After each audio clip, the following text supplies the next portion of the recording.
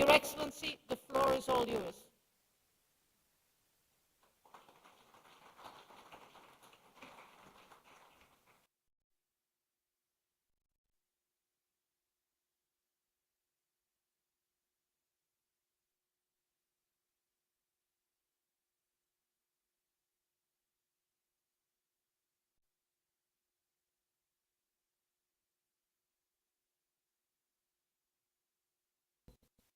الصلاة والسلام على سيدنا محمد وعلى آل بيته الطيبين الطاهرين.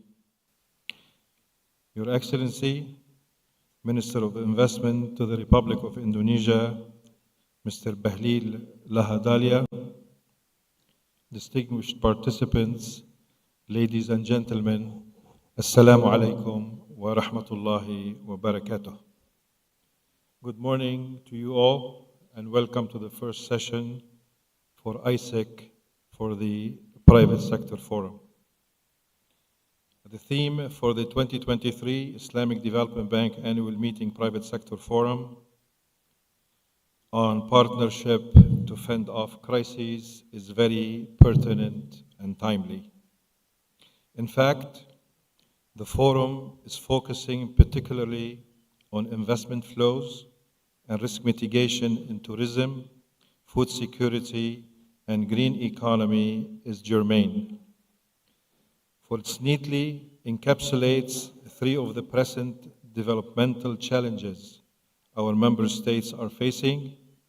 On the face of it,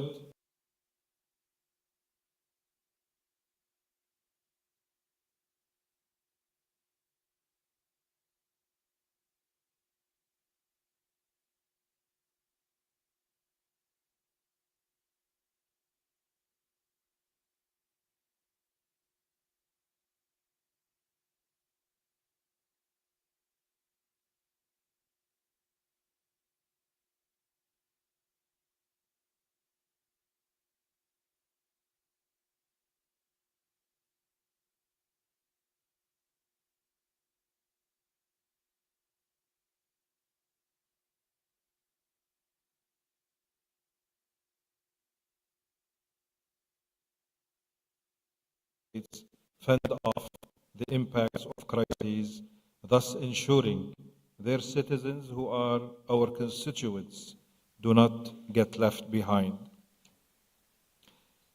Excellency, ladies and gentlemen, colleagues, allow me to briefly put these challenges in a global economic and geopolitical context. Whether it is the IMF, World Bank, Islamic Development Bank, or OECD, the general consensus is that instead of rebounding through a shallower recession in 2023, as was projected earlier in the year, the global economy is heading for uncertain times, with the GDP growth remaining weak in the near and medium term by historical standards. The recovery is projected to be fragile, rocky, and fragmented. In the World Economic Outlook issued by IMF that is released during the 2023 spring meetings this April, forecasted that the global development, the GDP growth to the bottom out at 2.8% this year, rising modestly to 3.3% in 2024. Global inflation will decrease, although more slowly than initially anticipated, from 8.7% in 2022 to 7% this year and 4.9% in 2024. Closer to home, the trend is the same for the 57 member states of the OIC. On average, GDP growth decelerated from 5.4% in 2021 to 5.1% in 2022 and is projected to further decelerate to 4% in 2023. Especially in oil exporting member states. Here in Saudi Arabia, one of the largest economies in the OIC countries, the GDP is expected to be at 2.9% in 2023, rebounding slightly to 3.3% in 2024. Inflation in the OIC countries averaged at 17.6% in 2022, from 10.5% in 2021 and is projected to decline to 15.3% in 2023, with non-oil exporters more adversely affected. To recap, the multiple challenges facing the global and OIC economies are decelerating the GDP growth, accelerating inflation, tightening of global liquidity, shrinking of concessional financing and FDI flows, and the debilitating impacts of climate change and conflict and fragility. We all know the solutions needed. Strong policy aimed together with pragmatic approaches to find areas of common ground to respond to shared challenges. The best way to do so is through partnerships that we are true believers in, and collaboration between and among all stakeholders. Within institutions, integration is vital. The Islamic Development Bank Group, one goal approach, for instance, allows us together and collectively to make significant and direct contribution to the funding program and capacity building, thereby scaling impact. The priorities ahead include thematic intervention in promoting agricultural poverty reduction,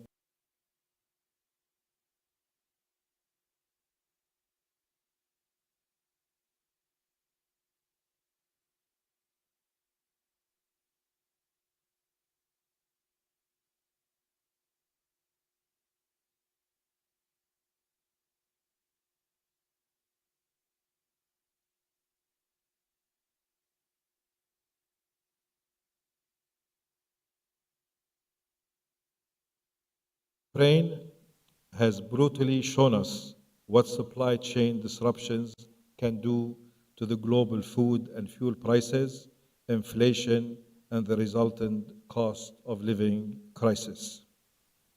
Nevertheless, at the Islamic Development Bank Group, in 2022, we have come up with an initiative that is dubbed Food Security Response Program in the tune of $10.5 billion to support the ongoing efforts to tackle the food crisis and ensure food security resilience against climate impact in our 57 member states of the OIC. And I must say, this initiative is highly commendable. We have to also recognize here the roles of our partners. This initiative also comes under the landmark collaboration with the Arab Coordination Group, with a total of $10.5 billion that has been earmarked, like I said, by the Islamic Development Bank Group for food security crisis, with an additional $24 billion for climate finance initiative.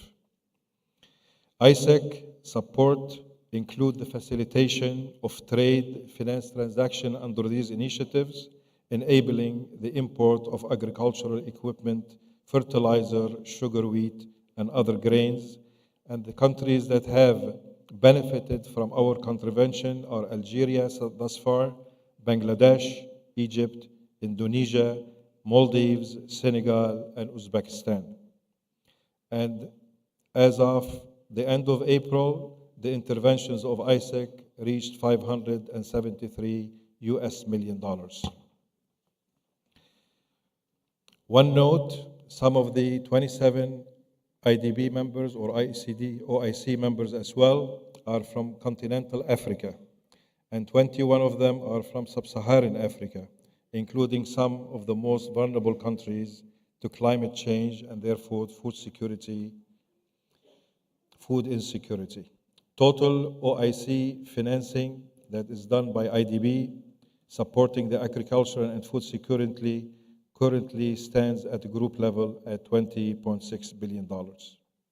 Ladies and gentlemen, Your Excellency, food security has a synergy with clean energy.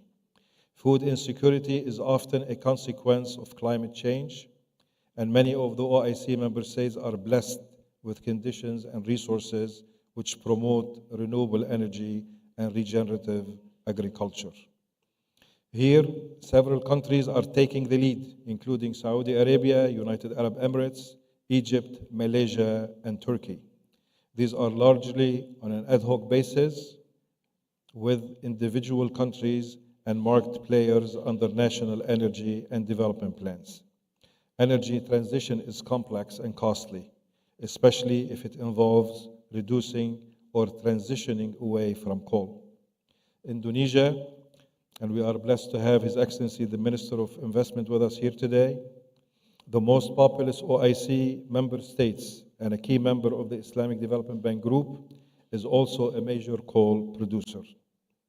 It is together with South Africa also a major coal power generator, but also a beneficiary of the Just Energy Transition Partnership forged with the International Partnership Group IPG, where we have countries from Europe and the European Union, France, Germany, the United Kingdom, and the United States at the COP26 decided to wean these countries away from coal power generation.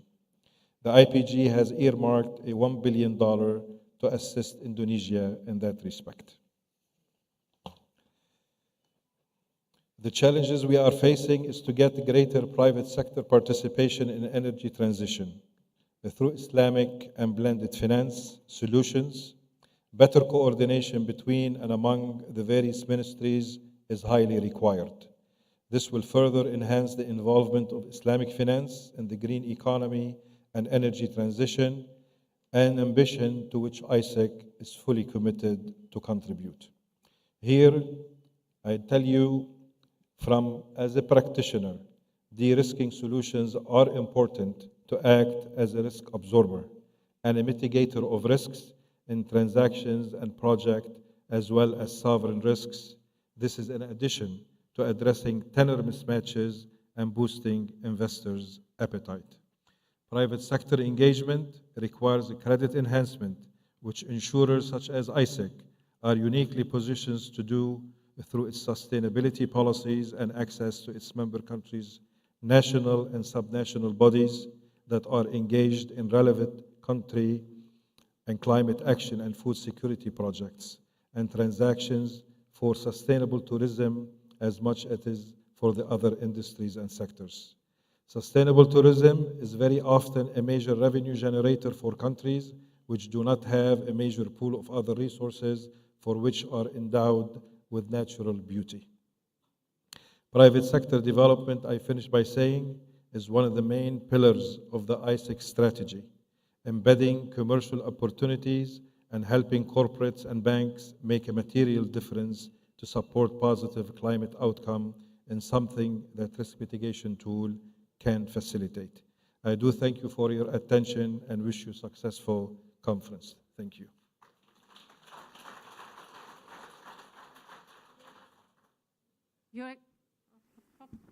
Hello? Yeah, Your Excellency, thank you very much indeed for bringing home the connection of climate change, food security, the need to invest in the green economy, and for bringing home also that we are here to help the people on the ground, the people in the countries, and that partnerships between private sector, between multilaterals, between financing institutions are needed, and that without adequate insurance and reinsurance mechanisms who de-risk, we are not going to get there.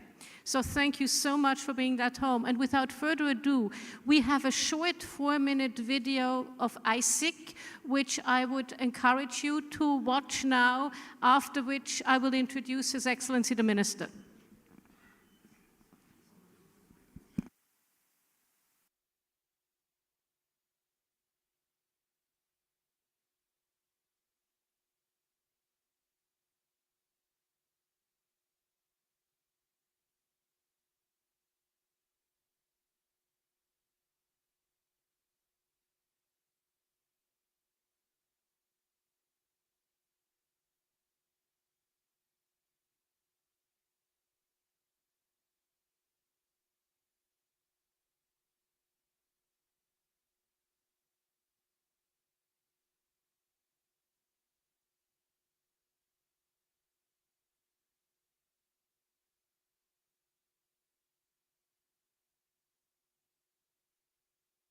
poverty levels and promoting economic growth within these communities.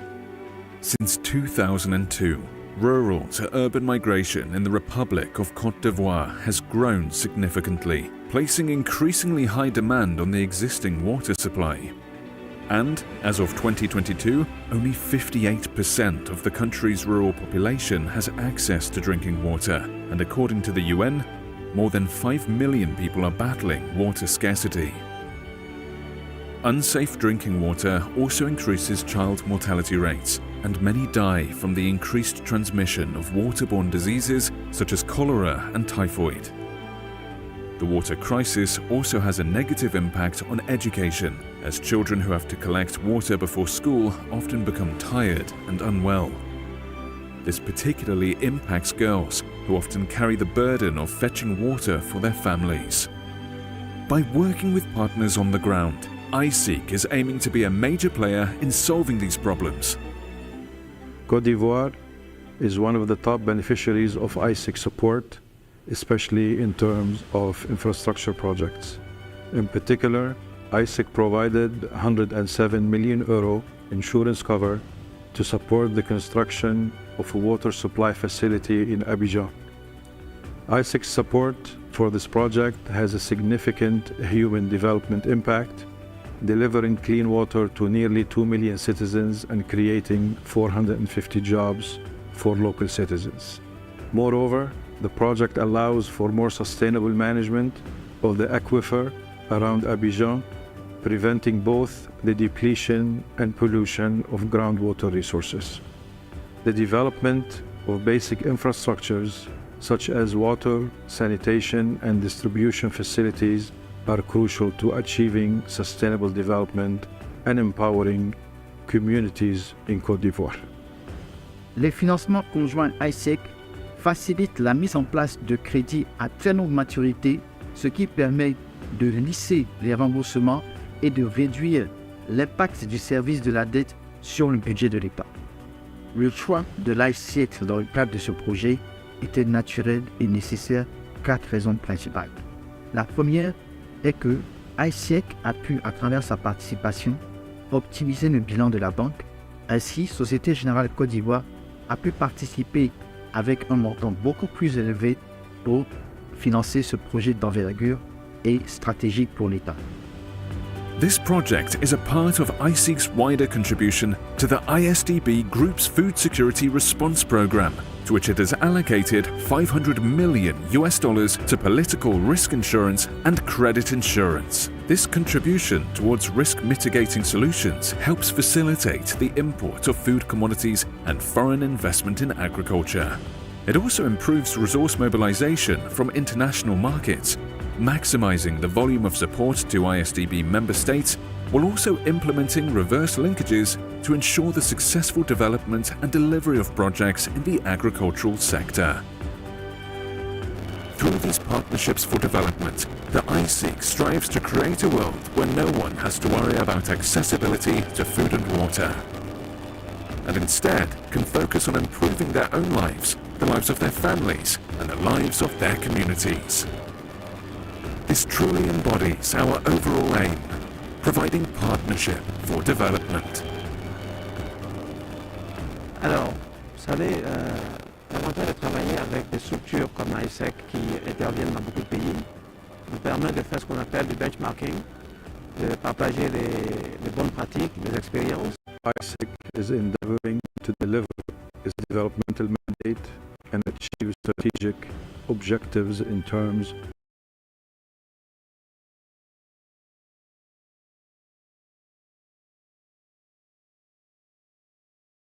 zero hunger and economic development and creation of decent jobs while doing it all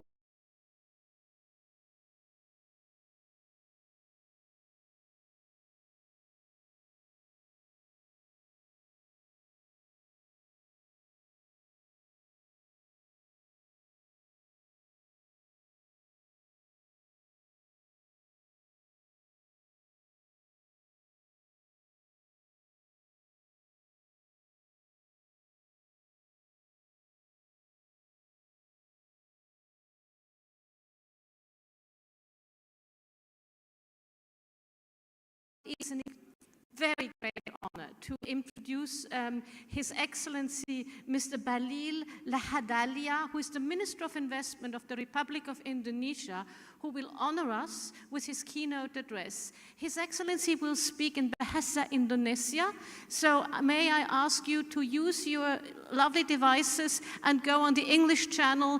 Translation will be provided. Your Excellency, the floor is yours.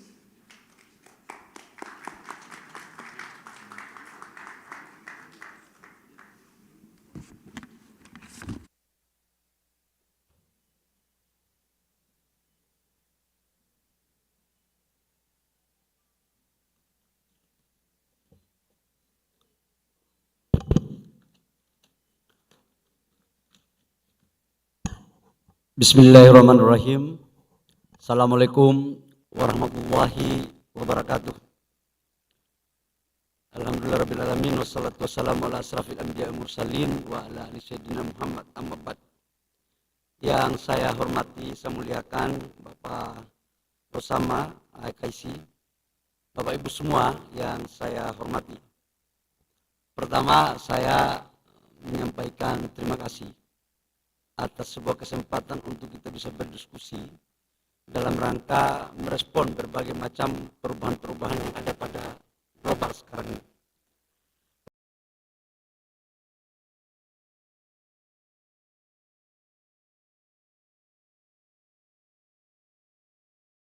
Yang ada di Asia Tenggara yang jumlah penduduknya kurang lebih sekitar 279 juta. Dan dari 279 juta itu adalah penduduk muslim terbesar di dunia.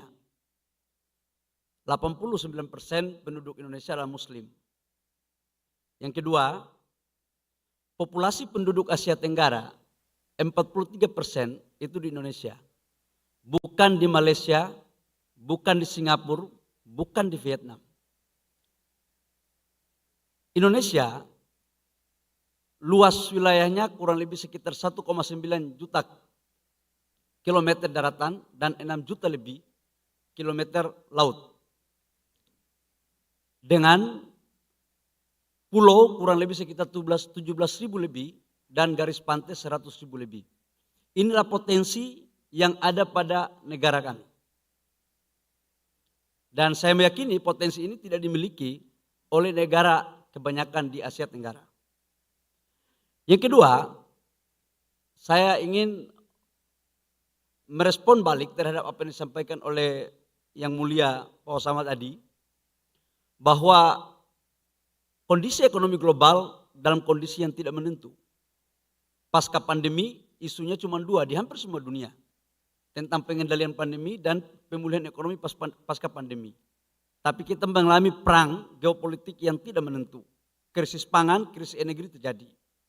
Tapi kami bersyukur Bapak Ibu semua bahwa Indonesia pada 2022 pertumbuhan ekonominya tumbuh sebesar 5,31%. Ini salah satu pertumbuhan ekonomi tertinggi di antara negara G20 dengan inflasi di bawah 6%. Dan investasi kami di tahun 2022 itu kurang lebih sekitar 83 miliar US dollar minus hulu migas dan minus sektor keuangan. Dan 53-54% itulah FDI. Dan di 2023 target pertumbuhan ekonomi kami tetap di atas 5,3% dengan target investasi sebesar 94 miliar US dollar. Dan di kuartal pertama kami sudah mencapai kurang lebih sekitar 23,5% dengan inflasi di bawah 5%. Jadi Pak Osama nggak perlu ragu, inflasi di Indonesia tidak akan lebih dari 5%. Dan pertumbuhannya juga akan tetap di atas pertumbuhan dunia. Bapak Ibu semua, tapi ada sebuah fakta yang sangat kontraproduktif. Di satu sisi ISDB kita berbicara tentang bagaimana kekompakan tentang negara-negara muslim. Tapi di sisi lain, sebagai negara muslim terbesar di dunia, Indonesia dibanjiri investasi bukan dari negara Islam. Bukan dari ISDB. Izinkan saya untuk memaparkan ini. Yang pertama kami dari Singapura, China, Korea, Eropa, dan Amerika. Peluang di Indonesia sangat besar sekali. Bagaimana negara-negara kemudian yang masuk di ISDB? Itu kecil sekali. Sangat kecil sekali. Saya sampai bingung, kenapa sampai ini terjadi? Padahal di Indonesia, kalau kita berbicara tentang energi baru terbarukan, itu kami punya matahari yang cukup, punya air 40.000 megawatt, kami punya angin yang luar biasa sekali. Arah kebijakan Indonesia ke depan berbicara tentang hilirisasi yang berorientasi pada green energy dan green industry. Bapak Ibu semua, kami sekarang lagi fokus untuk melakukan hilirisasi terhadap komoditas sumber daya alam kami. Nikel, salah satu contoh diantaranya.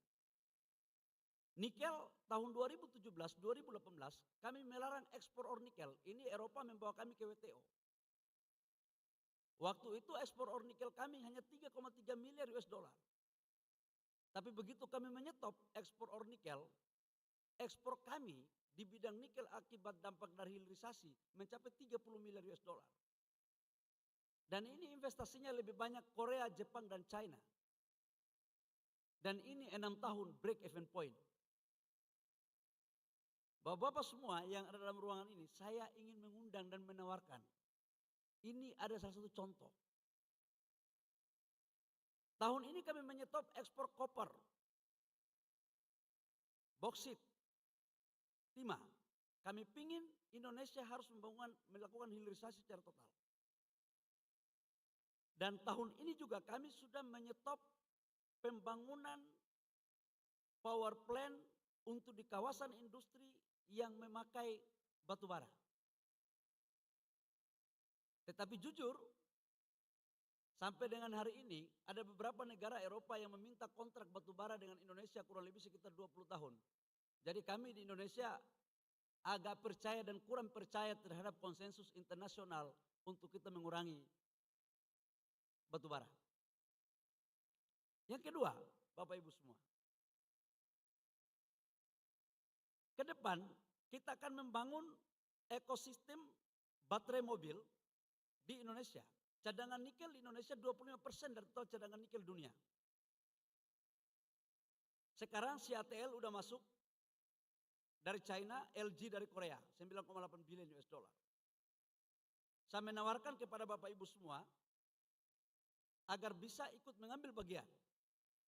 Dan sampai dengan 2040 menuju Indonesia emas, master plan desain pengelolaan investasi yang mengarah kepada hilirisasi pada 8 sektor komoditas unggulan mencapai 545,3 miliar dolar.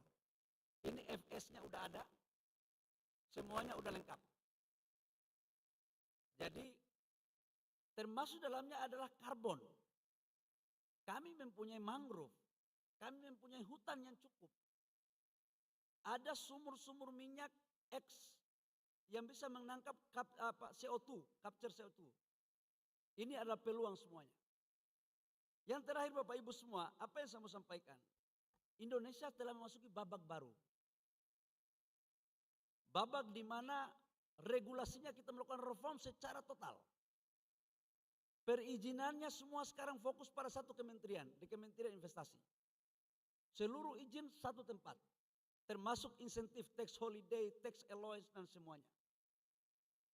Jadi kalau Bapak Ibu sekarang bisa masuk ke Indonesia, hanya cukup lewat satu kementerian bisa terklikkan. Saya juga ingin menawarkan Indonesia ke depan akan memindah ibu kota dari Jakarta ke Kalimantan, ibu kota negara baru. Ini adalah peluang investasi yang cukup bagus di bidang properti. Bapak Ibu semua, hanya ini yang perlu saya sampaikan kepada Bapak Ibu, karena nanti detailnya akan disampaikan oleh deputi saya. Terima kasih. Wabillahi taufiq wal hidayah. Wassalamualaikum warahmatullahi wabarakatuh. Your Excellency, thank you so much for telling us all your wonderful opportunities, and definitely there's headroom for OIC member countries to invest in Indonesia. May I ask their Excellencies, His Excellency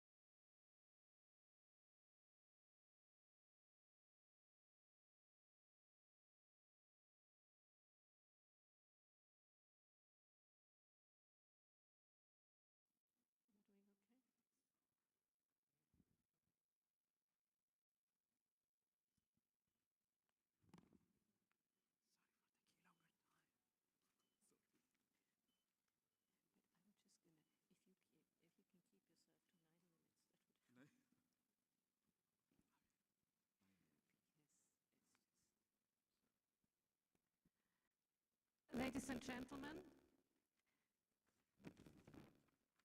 we now have 4 country presentations, and it's important to, get some impression of what countries are all about, what they can do. And I would like you to think about food security in a broad way. It is not just the irrigation projects, the agricultural projects, it is the ports, it is the roads. Let us take Mauritania. It needs to import food. And the food then needs to, the food for Mali goes through Mauritania. So this is a very broad thing, and the green economy obviously has a big role to play in getting the food from A to B. So may I ask our panelists to the panel, please, who will deliver the presentations. First off, His Excellency Mr. Nurul Ikhwan, who is the Deputy Minister for Investment Promotion in the Ministry of Investment in Indonesia. Secondly, we have, may I ask you to join me up here? Secondly, we have Mr. Bilal Hamoudi, Director, Promotion Department, Investment Commission of Jordan, the Kingdom of Jordan, Royal Kingdom of Jordan. Thank you. You are here, yes. And then we have Madame Fatimatou Belamesh, who is the Director, Single Window for Investments of Mauritania. It will be very interesting to hear you.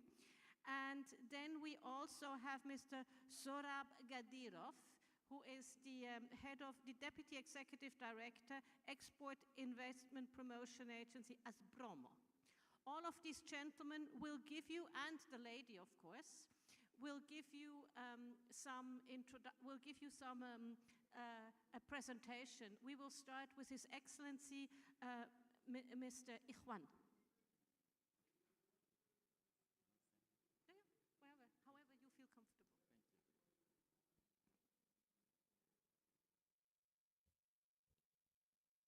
Bismillahirrahmanirrahim. Assalamualaikum warahmatullahi wabarakatuh. Good morning. Bismillahirrahmanirrahim. Syahada la ilaha illallah sadan Muhammadan abduhu wa rasuluh. So it is indeed a great honor for me to be with you. I was asked by Ms. Meyer that I have only 9 minutes for my presentation. I'll be trying to be punctual for this. Yes, ladies and gentlemen, so when we talk about this opportunity and sharing about investment opportunities that we have in Indonesia, I guess something that we have to understand together, that globally we have already agreed that all of nations around the globe that we are going to reach the end, the global sustainable development by 2030. And I do believe that many countries under the coordinations of, or under supervisions and support coming from ISDB is, many of them, we are in developing countries. So it means that the thing that should be bear in our mind, that by having the situations of achieving SDGs by 2030, this will be based on the situations that we have comparative advantages that could be further downstream with this industry. So highlighting of the point coming from the CEO of ICIEC, that cooperations and collaborations, it is a must. Among countries having comparative advantage and also competitive advantage. What I mean, those who are having capital and technology should be working together with countries having natural resources, but please bear in mind that added value should be created inside or at the home of countries having the natural resources. Otherwise, the gap will be wider and wider. I do believe this is the right spirit for us to do so. And ladies and gentlemen, furthermore, to highlight about Indonesia, with all of you, I just would like to share. This is the latest information that we got, that when we talk about the recession's probabilities around the globe. So Indonesia, based on this study, we could see that we have 2 of the least risks with this kind of recessions, based on Bloomberg research. So only India and Indonesia, the least risky with this kind of thing. And if, let's say, I could share with you about what's the reason behind for Indonesia having this kind of situations, because we are having also a good growth of our GDP. And if you could see also the trajectory for this GDP per capita, you could see the trend is also growing only by 2020. That was because of pandemic that we have this kind of a bit contractions, but after that, and also the prognosis or predictions is also growing. And yes, I just would like then to share with you again about the policy coming from the government. So our president gave already the guidance coming to us that Indonesia would like to have also 5 main agenda to work and to have collaborations with all of partners around the globe, because we would like to have downstream and industrialization of natural resources. So this industrializations or downstreaming industry is the way that is already approved by Indonesia policy. This contribute into our better economy, because this will provide better job opportunities for our people. And at the same time, Indonesia is having also inclusiveness in making policy of business. What is this inclusiveness? It means that for every foreigners and for every Indonesians coming from the big companies, it is a must for them to work together with small and medium enterprises. So this is the very right tool that could make a kind of proper distributions of wealth through business, through participations coming from private sectors together with the government. So then small and medium enterprises could be upscaling to the higher level of business, so then they could be better prosperity for them. And then, ladies and gentlemen, I would also share with you that we would like to have optimizations of clean energy sources and green economy. It was highlighted very right by our minister just now. And then also we would like to have legal, social, political, and economic protections for the people. And even we have the policy, we have already proved that for many elections for our presidency, we never had any single chaotic situations in Indonesia, showing that stability in Indonesia is perfect. And it is just because of good leaderships coming from our President Joko Widodo. So the fourth, MSMEs, upgrading and empowerment through the things of policy that I just mentioned to you. And for having this kind of policy, we support them as well. That for the companies working together with small and medium enterprises, they are going to be granted with investment policy. So if they want to get this kind of incentive, then they have. It is a must for them working together with small and medium enterprises. Without doing so, they will not get this kind of incentives. But of course, the government having responsibility that we put the potential partners coming from small and medium enterprises, they are coming from a well-prepared and well-guided small and medium enterprises. So ladies and gentlemen, now I just would like also to share with you, because my time is very limited. So this is the thing that I would request you to take a picture of this. Or you may scan, but the picture will be saved in your mobile phone. Why should I suggest you this? Because through this QR code, you are going to get the connections into 69 projects in Indonesia that the feasibility study have been conducted by the government. So this will be a good alternative to you to be considered, right? So for the last 3 years, we've been developing these 69 projects in Indonesia. The example that I could share with you, these are also in the sector of farming and also of fisheries and agriculture. And this is the example, because inside of this feasibility study, we have already put the information about how the weighted average cost of capital and IRR and PPP and connectivity, those kind of informations, not less than 300 pages for every single project is provided for you. But of course, the detail of this data only be provided by you, to you by us, for those who are sending the serious intentions. I guess those are the things that I could share with you, and I'll be expecting of more further discussions with you. Thank you. Wassalamualaikum warahmatullahi wabarakatuh. Thank you very, very much. Shukran. And I was really struck by, you know, the lowest potential for recession. That's fantastic. And what you're doing for SMEs, because that's where the jobs are. And you have 270 plus people to employ, so that you need a lot of jobs. So without further ado, we now go to the kingdom, le royaume of Kingdom of Jordan, and you're giving us your presentation, Mr. Hamoudi, and I'm looking forward to hearing all about Jordan. بسم بسم الله الرحمن الرحيم. السلام عليكم ورحمة الله وبركاته، وأسعد الله صباحكم وجمعة مباركة عليكم جميعا. يسعدني بداية أن أشكر البنك الإسلامي للتنمية على هذه الفرصة المتاحة لنا لإطلاعكم على آخر التطورات في البيئة التشريعية والاقتصادية والاستثمارية في الأردن، وأيضا شكر جزيلا لحضراتكم على حضوركم لهذه الجلسة والتي تعكس مدى اهتمامكم بالبيئة الاستثمارية والفرص الاستثمارية المتاحة في بلداننا المشاركين في هذه الجلسة.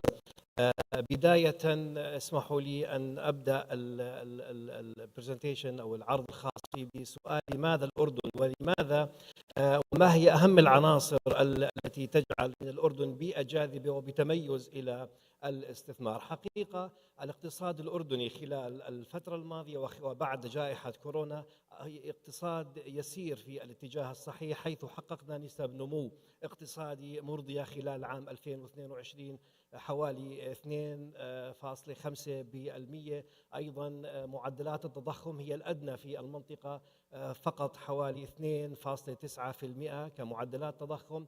احتياطيات العملات الصعبة في الأردن في وضع مريح تصل إلى أكثر من 17 مليار دولار.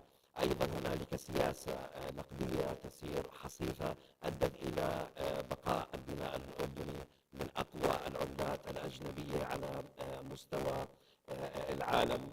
الأردن قادر على جلب المزيد من الاستثمارات من خلال نظام بنكي قوي ومن خلال بنية تحتية متطورة تستطيع أن تمكن الاستثمارات القائمة في الأردن تجلب المزيد من الاستثمارات في ظل وجود كوادر بشرية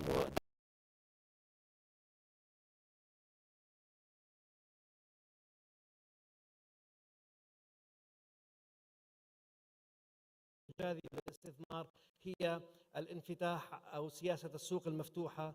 الأردن أو إذا المستثمر رغب في أن يدخل إلى أسواق عالمية تزيد عدد السكان أو المستهلكين فيها عن 1.5 مليار، عليه أن يستثمر في الأردن. لماذا؟ لأن الأردن قد وقع العديد من الاتفاقيات التجارة الحرة سواء الثنائية أو متعددة الأطراف. لدينا اتفاقيات مع الولايات المتحدة والمملكة المتحدة وسنغافورة وكندا، وأيضا لدينا اتفاقيات مجمعة مع الاتحاد الأوروبي والعديد من الدول العربية ضمن منطقة الاقتصادية العربية الكبرى. وموقع الأردن المتميز حقيقة هو عبارة عن المقر أو نقطة الانطلاق إلى الدول المجاورة كسوريا والعراق ودول الخليج العربي. لدى الأردن أكثر من 50 اتفاقية تجارة حرة على مستوى العالم تجعل من بيئة الاستثمارية جاذبة وبتميز. للأردن يوجد العديد من المناطق الاقتصادية والتنموية والحرة في مختلف القطاعات الاقتصادية. هذه المناطق تعطي المستثمر يعني أراضي مطورة يستطيع أن يقيم مشروعه الاستثماري إما في خاصية الإيجار أو البيع، وبالتالي يتوفر كل مقومات النجاح للمستثمر. هذه المناطق الاقتصادية الخاصة والحرة تعمل في مجال القطاع الصناعي والسياحي والخدمات وتكنولوجيا المعلومات والاتصالات. الأردن قطع شوطا كبيرا حقيقة في إحكام المنظومة التشريعية والتنظيمية والمؤسسية الناظمة للعملية الاستثمارية. لدينا حاليا تم إنشاء وزارة للاستثمار معنية بمتابعة ورعاية شؤون المستثمر. الحكومة مؤخرا أطلقت رؤية التحديث أو رؤية التحديث الاقتصادي للأعوام 2022 و2033 للسنوات العشر القادمة. هذه الرؤية رؤية طموحة، من أهم أهداف زيادة الناتج المحلي الإجمالي ومضاعفته خلال الفترة القادمة، أيضا خلق 1 مليون فرصة عمل للأردنيين، وأيضا من الهدف الرئيسي هو جذب أكثر من 40 مليار دينار كاستثمارات خارجية واستثمارات محلية لتقام في الأردن حتى تأتي وتساهم في عملية النمو الاقتصادي. أيضا أطلقنا قانون استثمار جديد وعصري وفق أفضل الممارسات العالمية في هذا المجال. وزارة الاستثمار حاليا هي الوزارة الأولى والرئيسية التي تدير وتعمل على إدارة ورعاية شؤون الاستثمارات، هي المسؤولة الأولى والأخيرة عن تسهيل عملية بدء بالأعمال في الأردن وأخذ التراخيص واللازمة لممارسة الأنشطة الاقتصادية في الأردن. أيضا هذه مسؤولين عن منح الحوافز والإعفاءات الممكنة للمستثمرين والجاذبة للاستثمارات الخارجية. أيضا معنيين في عملية ترويج الاستثمار، وأطلقنا مؤخرا سياسة ترويج الاستثمار، تم تحديد القطاعات ذات الأولوية والدول المستهدفة في عملية الجذب. فيما يتعلق بقانون الاستثمار، أهم ما يميز قانون البيئة الاستثمارية في الأردن هو المساواة الكاملة بين المستثمر الأجنبي والمستثمر الأردني في الحقوق والامتيازات، وأيضا ضمان وحماية المستثمر من التغيير في التشريعات الاقتصادية. هذا القانون أعطى الحرية للتملك بنسبة 100% في معظم القطاعات الاقتصادية، باستثناء بعض القطاعات البسيطة التي تحتاج شريك أردني بنسب معينة. ويستطيع أيضا المستثمر إخراج العملات الصعبة أو إدخالها للأردن وإخراجها بكل سهولة ويسر، الأمر الذي يمكن المستثمر من التحرك بسهولة في ظل، زي ما أشرت إليه في السابق، قوة الاقتصاد الأردني من ناحية السياسة النقدية. وأيضا هنالك يعني الفرصة متاحة للمستثمر لجذب عمالة غير أردنية في العديد من المجالات النادرة الغير متوفرة في الأردن. حقيقة قانون الاستثمار أعطى حوافز استثمارية، حوافز مالية وغير مالية. هذه الحوافز تعطي الفرص الاستثمارية حوافز تخفيضات في ضريبة الدخل قد تصل إلى 0% لمدة 5 سنوات حسب الموقع المشروع وحسب وأيضا هنالك حوافز إضافية للمشاريع الاستراتيجية والنوعية، والتي منها قطاعات الصناعة، الاقتصاد الأخضر والزراعة والسياحة وغيرها. هذه تعطي مزايا إضافية مثل دعم الطاقة ودعم المياه ودعم المشروع وإعطائه حوافز إضافية، وأيضا خصومات في أسعار الأراضي والإيجار. وأيضا للمشاريع النوعية والاستراتيجية يستطيع الحكومة الأردنية منح موافقة واحدة فقط بدون الحاجة إلى أخذ موافقات متعددة من بقية الوزارات في هذا المجال. رؤية التحديث الاقتصادي حددت 8 محركات نمو رئيسية. من هذه المحركات هي قطاع الخدمات وقطاع الصناعات ذات القيمة العالية، والقطاعات البنية التحتية مثل المياه والطاقة وأيضا السياحة. ويوجد فرص استثمارية عديدة متوفرة يستطيع المستثمر أن يستثمر فيها. هذه يعني لمحة لاستثمارات قابلة ومجدية للمستثمرين. ركزنا طبعا بهذه الفرص على القطاعات اللي راح نتحدث عنها في هذه الجلسة، لقطاع الزراعة وقطاع السياحة والقطاع الاقتصاد الأخضر. فيما يتعلق في قطاع السياحة والرعاية الصحية، هنالك أكثر من 10 فرص استثمارية في قطاع السياحة والسياحة الطبيعية والسياحة العلاجية نستعرضها معا. وأيضا هنالك في قطاع الزراعة في فرصة استثمارية، هي منطقة اقتصادية متخصصة للزراعة والصناعات الزراعية حتى تزيد من موضوع الأمن الغذائي واحتياجات الأردن الغذائية. وأيضا هنالك العديد من الفرص الاستثمارية. في قطاع الصناعات ركزنا أيضا على قطاع الصناعات إعادة التدوير، هنالك في 4-5 مشاريع في هذا المجال. أيضا الحكومة الأردنية دعمت قطاع الشراكة بين القطاعين العام والخاص، وهنالك مشاريع متعددة يتم الآن العمل عليها. وهنالك مشروعين جاهزين، هي مشاريع الباص السريع الBRT، وأيضا مشاريع الطاقة اللي هي عبارة عن نقل توزيع الغاز بين المدن المملكة. هذا تستطيعون الآن أن تأخذوا كل الفرص الاستثمارية اللي تحدثنا عنها بمزيد من التفاصيل، حجم الاستثمار المتوفر، بعض الدراسات التفصيلية متاحة من خلال هذا الرابط. وفي نهاية حديثي أشكر مرة أخرى البنك الإسلامي للتنمية على الفرصة للتحدث إليكم، وأشكركم على الحضور، وأدعوكم لزيارة الجناح وزارة الاستثمار للاطلاع على مزيد من الفرص الاستثمارية والاطلاع على البيئة الاستثمارية. وشكرا لكم على حسن استماعكم، والسلام عليكم ورحمة الله وبركاته. Thank you. Shukran. This was very good, and it's impressive, your 2033 vision, to double GDP, and that will give a lot of employment, which is something you very much need. So this is and the many trade agreements. So this is a very well, you're very good salesman for your country. And I'm very impressed with the QR codes everybody has. We've gone very high tech. Also, next we are very lucky to have Azerbaijan. We're staying a little bit on the Asian continent. We have Azerbaijan. We have Mr. Sorab Kadirov, who is the executive director of the Export and Investment Promotion Agency. Was your minute?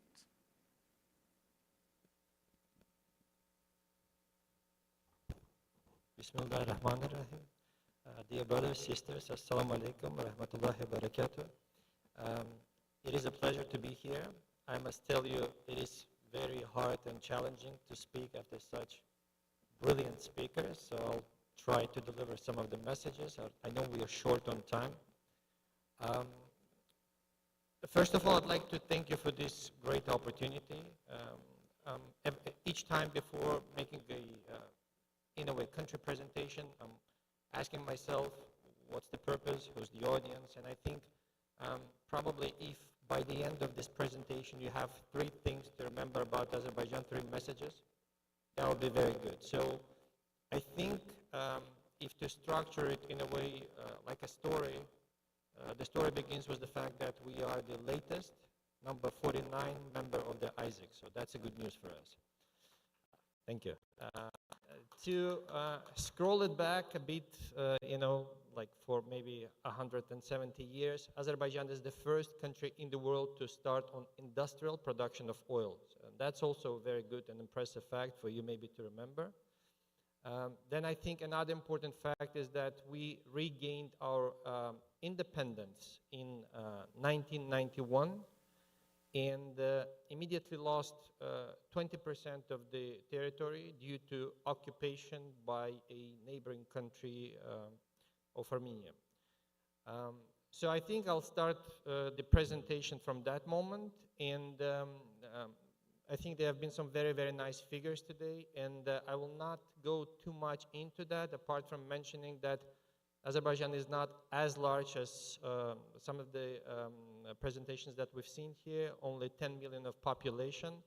And you can see that one of our major goals is to diversify the economy away from oil and gas, so that's very important. We are by far exporting more than importing, so that's a very important message for you as well. This is, again, in a way, due to oil production. As an export and investment promotion agency, we're focusing a lot on diversifying the non-oil export-related of commodities and of products from the country. So you can see that on this slide. Another very important message I want to share about Azerbaijan, and some of you may know that, some of you may not, is that it has a very, very interesting geographic location, and that you can see that the north to south and east to west intersection in the Eurasia is running precisely through the territory of Azerbaijan, precisely intersecting there. Another very important piece of information, maybe for you to remember after this one, is that of the 3 traditional roads from east to west, I will call it, the northern one is not as active anymore as it used to be. The southern maritime is in place, but the one in the middle is running through Azerbaijan as well. And that's very important to notice for everybody, and this route is becoming increasingly popular. The country has a very, very good infrastructure in place. We've rebuilt more than 20,000 kilometers built from scratch and renovated in the past years. We have 8 international airports, including 2 in the liberated areas, which were built within the time frame of 2 years after liberation of the territory. So I think by the end of this year, we will have another international airport also built also is built in the liberated territory. So there's an Iron Silkway from Baku to Georgia and then to Turkey. There is a new Baku International Sea Trade Port, probably the largest seaport on the Caspian Sea. And there is a adjoining area, a Alat Free Economic Zone adjoining that. very, very interesting and prospective location for investor with, like, you know, whatever type of incentives you would provide, you would want for lifetime. So we can speak of that later in more details. Here you can see how sustainable the country is with quite significant foreign currency reserves. As of the year, last year it was equal almost to the country's GDP. This year it's not, but it's not because the reserves went down, but it's because the GDP went up significantly. So there are a lot of reforms going in the country. There are a lot of opportunities for the export promotion. We have the Institute of Trade Representatives and trade houses in various countries. We have a very, very favorable investment climate, and I'm sure many of the countries represented here have the very favorable investment climate as well, but this is just some of information to share with you. We have a number of bilateral treaties and investment treaties, and we have some other very interesting piece of infrastructure in form of industrial parks, industrial zones, and agri-parks. You can see some statistics relating to that, and some of them are actually very, very successful, while others are just gaining, you know, momentum and becoming bigger. So this is something that is also really working inside the country, something to pay attention to. I will not be going too much into the incentive schemes right now, like, and how much of incentives you would get based upon participation in there. And reflecting on today's major topics, I think what we have as a part of 2030 countries' national socio-economic priorities are also some of the issues discussed here. We certainly have tourism, food processing in a way, but like Ms. Meyer mentioned, I think food security, food safety, food-related areas are much broader than just like something relating to the food, so you could consider that in a very big background behind that, and some of the regions as well. So like I said, there are, like, if you could remember 3 things about Azerbaijan after this presentation, is probably it's like the earliest oil producer in the world. It has a very interesting geographic location. It has a very good infrastructure in place, a lot of incentives. It liberated its territories, regained its integrity. I think it's 3, I think I counted to 5, but that's a good thing. So thank you very much for this opportunity, and I'll be ready to answer the questions. Thank you. Thank you so much. We have now, you are linking Asia to Europe, and you're linking the north to the south and the south to the north. I think that's very, very important. And I was struck by your magnificent FX, as an economist, that would be FX reserves. Having them as much as GDP last year, that's very rare. But now we are very, very lucky to hear about a country we don't hear enough about. And we have Madame Fatimatou Belamesh, who is the director, Single Window for Investments of Mauritania. We're all really looking forward to hearing more about Mauritania, Madame.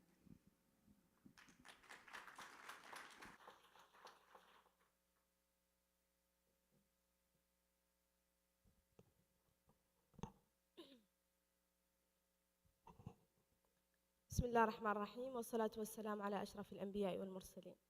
في البداية أود أنا جدا ممتنة بتواجدي هنا اليوم في بلدنا الغالي المملكة العربية السعودية، وأود أن أقدم جزيل الشكر والعرفان لمجموعة البنك الإسلامي للتنمية على دعوته الكريمة وعلى إتاحة الفرصة للتعريف ببلدنا الغالي الجمهورية الإسلامية الموريتانية.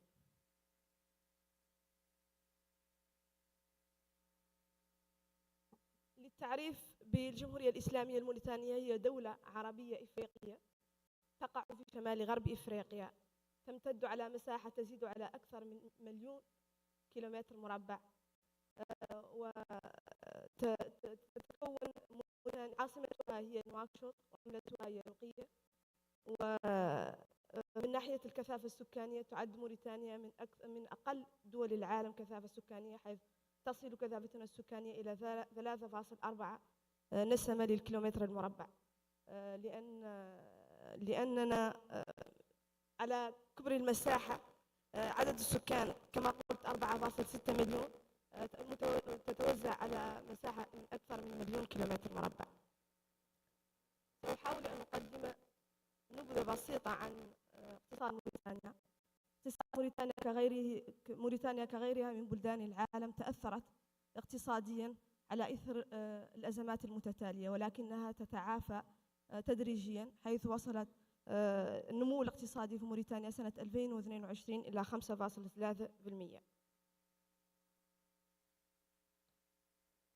على مستوى وكالة ترقية الاستثمارات في موريتانيا، وهي وكالة تم استحداثها مؤخرا حيث لا يزيد عمرها عن 2 سنين، تحاول جاهدة وكالة ترقية الاستثمارات في موريتانيا إلى جعل موريتانيا وجهة جديدة مفضلة للمستثمرين الأجانب والموريتانيين بصفة عامة، وخصوصا للمستثمرين من البلدان الإسلامية. وتتركز مهام الوكالة على 3 مهام أساسية، هي تشجيع وترقية الاستثمارات، تسهيل الاستثمار والدعم، والرعاية والدعم.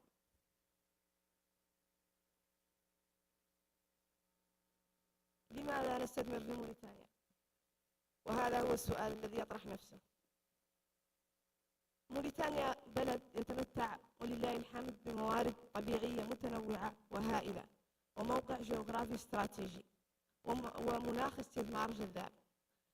تم لتشجيع الاستثمار في موريتانيا تم كما قلت سابقا إنشاء وكالة ترقية الاستثمارات. لا يوجد لدينا وزارة للاستثمار، لكن يوجد لدينا وكالة لترقية الاستثمارات، وهي تحت وصاية وزارة الشؤون الاقتصادية وترقية القطاعات الإنتاجية. كذلك تم استحداث مجلس أعلى للاستثمار يرأسه رئيس الجمهورية الإسلامية الموريتانية، ولدينا لجنة وزارية تشرف على جميع الإصلاحات المتعلقة بمناخ الأعمال. كما لدينا حوافز مشجعة وجذابة في إطار مدونة الاستثمارات، ولدينا امتيازات إضافية للقطاعات الإنتاجية. كذلك يوجد في موريتانيا مدونة خاصة للمعادن والمحروقات، ولدينا حزم من المشاريع القابلة للشراكات بين القطاعين العام والخاص.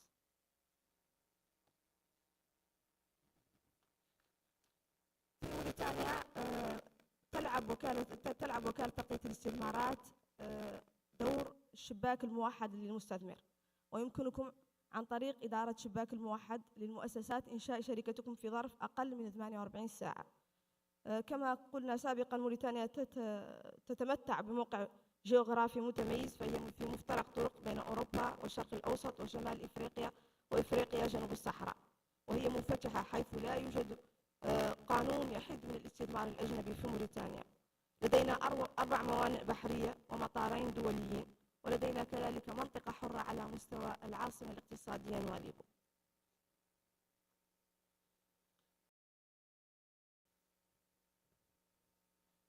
فيما يتعلق بمدونة الاستثمار في موريتانيا، والتي هي حاليا قيد تحديث لجعلها أكثر جاذبية وأكثر توازن، يوجد لدينا في مدونة الاستثمارات في موريتانيا عدة أنظمة امتيازية تتيح عدة امتيازات جمركية وضريبية ومزايا أخرى طيلة فترة التأسيس، والتي تمتد إلى 3 سنوات، وفترة الاستغلال التي تتراوح بين 8 سنوات إلى 20 سنة في بعض الأنظمة.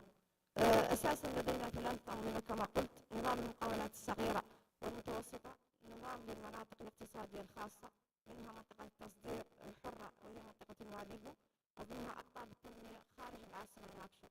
كما لدينا للمشاريع الضخمة اتفاقيات التأسيس، والتي عادة يتراوح حجم الاستثمار فيها من 1.4 مليون دولار إلى 13 مليون دولار حسب القطاع المعني.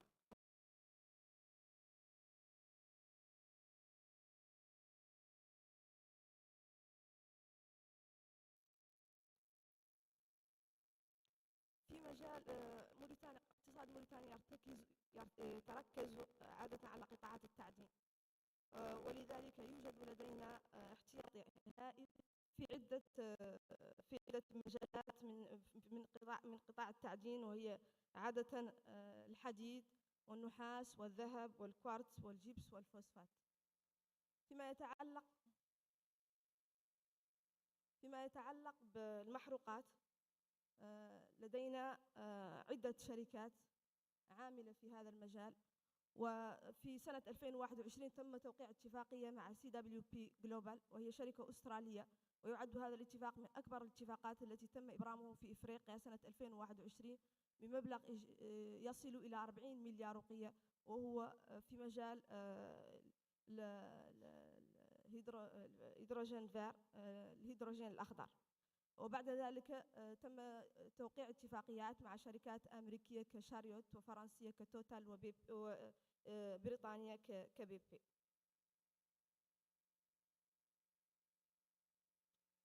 سأحاول بسرعة أن أقدم لكم طموح موريتانيا كترخيص مكانة موريتانيا كمركز إقليمي متكامل للطاقة منخفضة الكربون وتمكين صناعة الصلب الأخضر.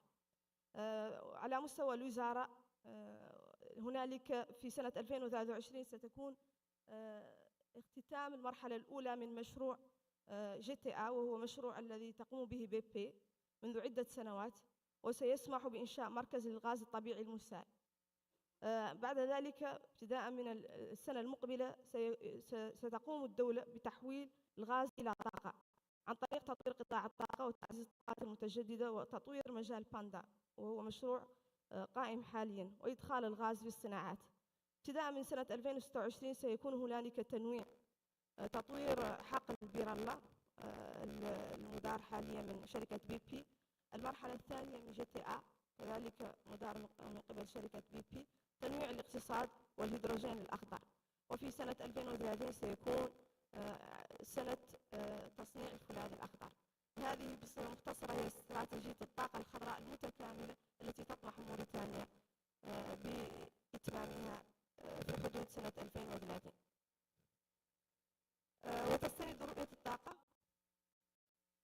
تستند رؤية الطاقة لوزارة البترول والمعادن كما قلت آنفا إلى إنشاء أقطاب اقتصادية للتنمية المركزة ودعم النمو على مستوى نواذيبو وتانيت ونواكشوط ونجاغو.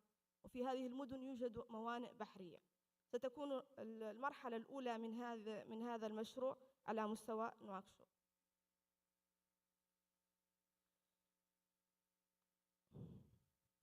في مجال قطاع الكهرباء لدينا انخفاض معدل الكهرباء في أغلبية المدن وخصوصا المناطق الريفية، ولدينا كذلك شبكة نقل وتوزيع محدودة جدا. لذلك تطمح موريتانيا إلى إنتاج كهرباء موثوقة وآمنة ورخيصة والوصول الشامل بحلول عام 2030، وستكون الإنتاج 50% منه عن طريق الطاقة المتجددة.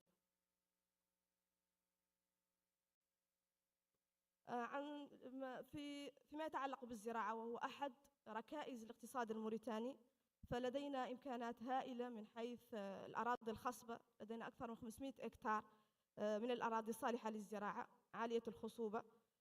في الوقت الحالي يتم استغلال فقط 250 ألف هكتار منها، ويساهم هذا القطاع بحوالي 30% في الناتج المحلي الإجمالي.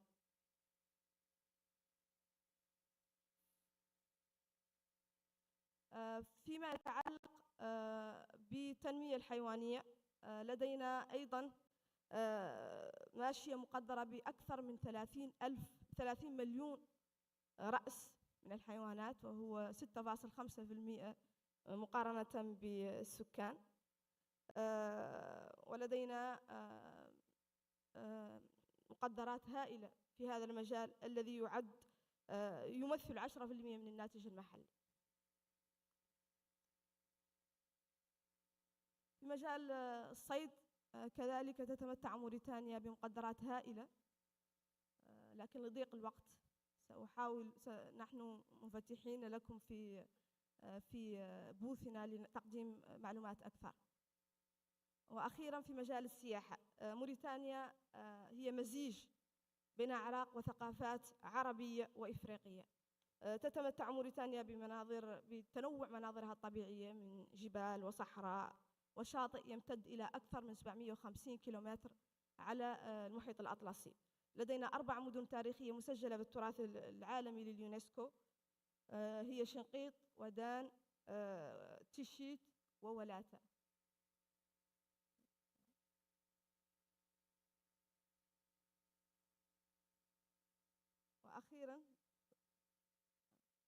وأخيرا لدينا حزمة من المشاريع القابلة لشراكات بين القطاعين العام والخاص. سنكون جد سعداء بتقديمها لكم لأن الوقت يداهمنا.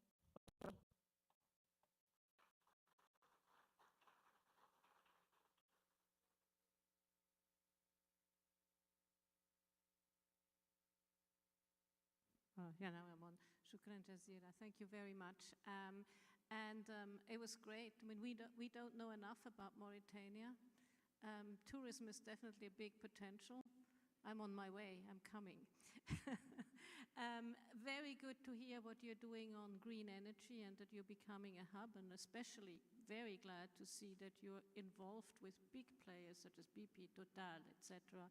And you're looking at green hydrogen because that's very much where the future is also for your northern continent, Europe. They can't do without green hydrogen. So that's very good. We are sort of running rather late, so what I would say is when you have questions, take it bilaterally with the various gentlemen and the lady, because otherwise we're cutting the time of the next sessions, and then that would not be nice to the next speakers. But I know that His Excellency, Mr. Osama Kaisi, is now giving a few gifts to our esteemed speakers. And while they're getting the gifts, why don't we have the photograph with Mr. Kaisi in the middle?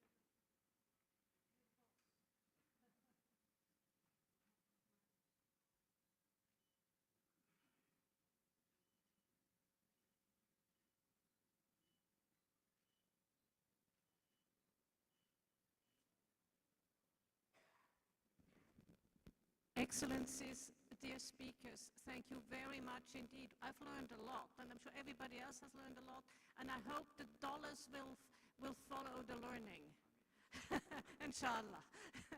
So, we have the next session, which is the industrial session, right? This is the industrial session. This is, no, that's the wrong one. I need to have this one. This one, the industrial session. We now have a center, solutions to address the challenges of investment in food security and tourism and the green economy. Ladies and gentlemen, the next session is truly where the rubber meets the road. I'm very sorry. Can I ask you to maybe take conversations not? We need to start the next session. The next next session is truly where the rubber meets the road, because we are looking at companies who are investing and who are working with ICIEC, with the risk insurance guarantees from ICIEC to invest in the OIC member countries. So I would like to ask to the stage, please, Engineer Zayed Abdel Khalek, Board Member of Arab Contractors. Are you here, Engineer Zayed? Wonderful, thank you so much.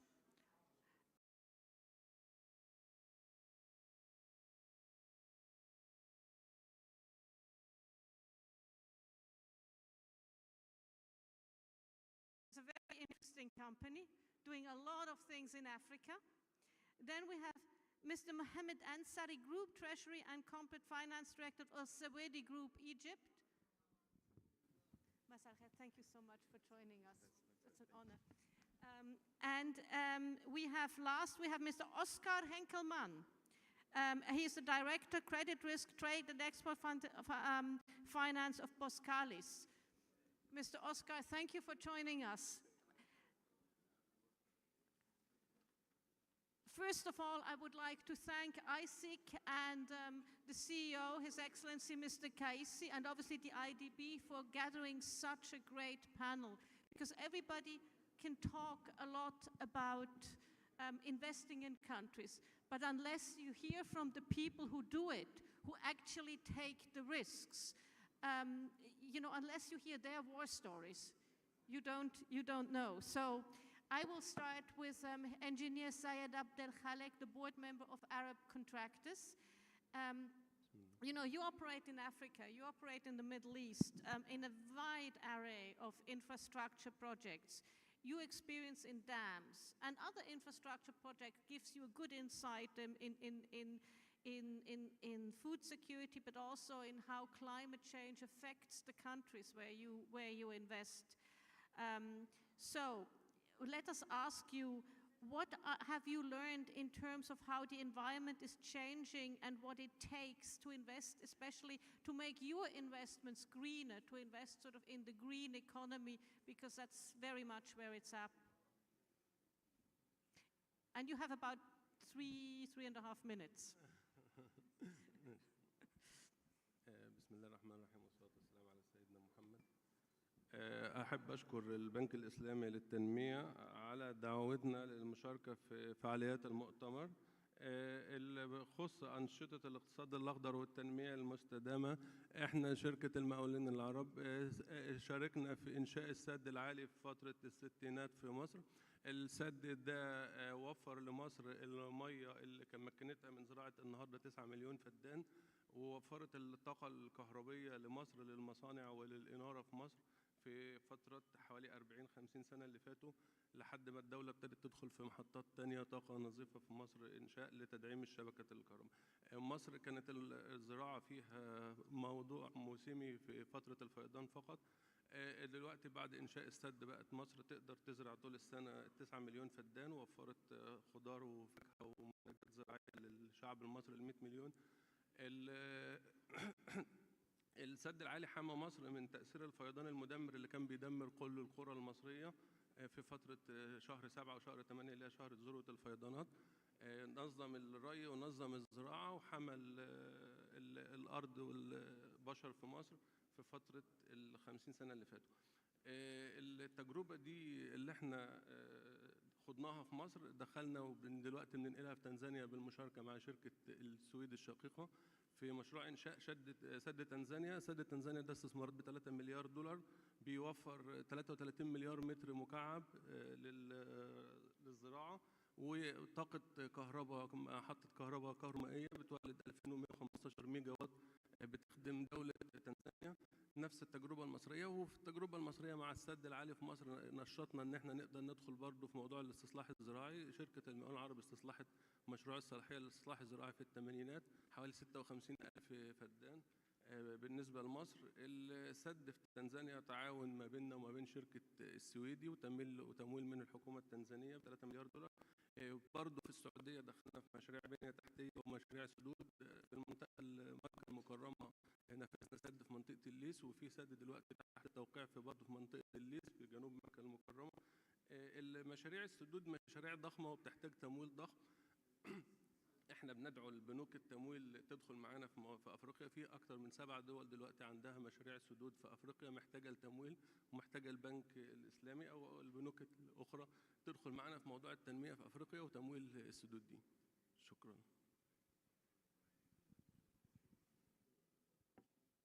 From now on, when I think of dams, I think of you. But it's really very impressive. I mean, when you say what the effect of the high dam in Aswan was for Egypt in terms of your food security and in terms of regulating, environmental damage. And I'm glad it's a prime example of what the IDB does best, better than anybody else, reverse linkage, right? You bring something from one country to the next country. So this is really good. I will, as Saweetie is your sister, as you refer them as your siblings, as your sister company. I will go to Mr. Ansari, if I may, and ask him the first question. You have a global presence in the whole spectrum of water solutions, power generation, distribution. This gives you good reason of the themes we are addressing: food security, agriculture, tourism, and the green economy. How has your approach to these sectors changed? As green economy is becoming more and more important, how has your approach changed, and how has your approach changed also with climate change? Have you changed the way you look at things, where you invest, and how you invest? Yes. First, I'd like to thank Islamic Development Bank and the ICIEC team for providing me this opportunity to be in this panel. Sweden Group, as an integrated energy solution provider globally, we are working, as you've said, in several continents and several line of businesses, industrial, EPC. So we have put, starting 5 years ago, the green economy as one of our main targets to reach it and to reduce the bad impact of the industries or anything on the environment. So and we have this helped us to reach this year, by end of 22, around 35% of our revenues now is from considered as clean revenues. And this was achieved through 2 ways. First, working on decarbonization of our factories by reducing the emissions through the investment of in our capexes in order to enhance the performance of it and reduce the CO2 emissions from it, and which supported us in reducing the CO2 emissions until also end of 22, around 24% have been reduced. In another way, also, in order to support the green economies, we have invested a lot in green facilities. The first one we have established as a solar power plant in Egypt, in Bimban, the one of the largest solar power plants in the region. Also, we have acquired 3 wind farms in Greece and 1 hydropower plant also. In addition to our cooperation with our partners, Arab contractors, we are working on establishing one of the largest hydropower dams in Tanzania. We are working on it together. So through this, as I've said, we have reached around 35% of our revenues from clean sources of energy, and we are working in the next few years also to enhance this through investing more in IPP projects in Africa and Asia. We are studying some projects now in several countries and working on it in cooperation with all our partners from the financing side to like Islamic Development Bank, FDI Bank, due to the presence of Dr. Urama here. It's also in the That is actually fantastic. And, looking at 35%, having it within 5 years, turned it around to 35 million. That's amazing. So I have to tell you, you have a very virtuous sister here. So next, I think we're going to accompanying which does great things. I'm very impressed looking at Summa, what you do, and you really take the south-south angle, right, and the reverse linkage angle, which is really important. I mean, look at IDB, at OIC. This is all about south-south, and it's all about reverse linkage. So you're a poster child of that. You do big infrastructure projects. You do port. Your footprint stretches many emerging economies, especially Africa. When you build out agriculture infrastructure project, that will benefit tourism, between airports, airports, roads, and things like that. It benefits tourism. It's not a hotel. It benefits tourism. It benefits food security. How important is sustainability for you? Have you has that become more important over the last few years? Thank you so much, Cornelia. And first of all, I would like to thank the host of the program, Islamic Development Bank Group, and especially ICIEC, chaired by Mr. Usama Kaisi, friend and a brother. And I see Mr. Orama, chairman of Afrexim Bank, sitting together. One is providing the finance and credit, other one is providing insurance and assurance, and us builders, construction companies. It's like a dream team you formed here. Congratulations. Congratulations. No, actually, it's a dedication and a passionate journey, to my opinion, and I'm proud to be a part of this because I want to give an example in Niger.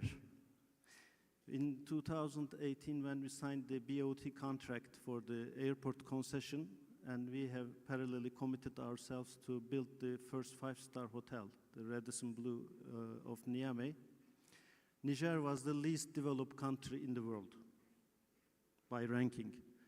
After we have done these two investments in a duration of 11 months, design, build, turnkey, both airport and the Radisson Hotel, the country's ranking went up 3 points. So with 200 million euros of investment, we made one country go up in 3-level position, which made us proud. And also those who were visiting after these infrastructures were built saw a different Niger, a different Niamey, beyond their expectations. So it's a full commitment and the choice of right partners to realize such projects. And in our case, and of course we have to thank again ICIEC and our creditors, and also Afrexim Bank in many other projects that we have worked together. So basically the sustainability comes with the right infrastructure and with the choice of a right strategic partner, not only partner, strategic partner. So yeah, we have done quite interesting projects and we are proud. You should be proud. I mean, getting a country with 200 million, 3 rankings up, that's really impressive. And as you said, you're a dream team here with Afrexim and then ICIEC. So you're the dream team. You're the other dream teams. It's brother and sister. So I'm now going to Mr. Henkelmann. You know, when you look at Boskalis, you're a truly global company. And when one looks at anything maritime, one just doesn't get around you. You dredge, you do LNG, you do wind farms, you know, you do breakwaters, you do sort of basically everything looking at that. How important is sustainability to you, especially you are, you know, from a European EU member country, and the EU has very strict laws. How important is sustainability, and have your activities in the green economy increased over the last 5 years? And you know, are you looking differently at sustainability depending on what geography you're dealing in? So these are 3 questions for which you have 3 minutes. Well, thank you. I'll try to respond, and actually the response is very short. Sustainability is very important to Boskalis, and actually it's about two things. It's about what we do, and it's about how we do it. First of all, what we do. We have originally been established as a dredging company in the Netherlands. The Netherlands is a country lying for half of its country below sea level. So we needed to reclaim land and protect it, otherwise living in our country wouldn't be sustainable at all. So therefore it's really ingrained, embedded in our DNA. But from there on we've moved on and we've grown as a company, also indeed servicing offshore energy and doing salvage works. And with the world slowly transitioning towards the green economy, we're changing with that. And we've seen that pace picking up over the last years. For example, in dredging, climate adaptation projects, coast protection projects, but also building with nature or building sustainable ports and cities, that has increased immensely. You already mentioned it, offshore wind in the offshore energy sector. Over the last decade, our activities have hugely transitioned towards servicing the global offshore wind industry. And finally, within the salvage industry, with the vessels ever getting bigger, we've also seen that the potential disasters that come with it become bigger as well. One ship ever given blocked the global entire trade flows for a week. Fortunately, we managed to get it afloat again, but also other sorts of projects, like for example at the moment, there's an FSO called Safer in front of Yemen, which has been lying there for almost 10 years now without being maintained. We're salvaging that together with UNDP, trying to prevent a major natural disaster from happening. So yes, sustainability is at the core of our works, and we are transitioning with the world as well. Therefore, 5 years ago, we've also changed our purpose, which is now called We Create and Protect Prosperity, and we advance the energy transition. And that is actually what we do whenever we take on projects or whenever we try to invest in new sorts of industries.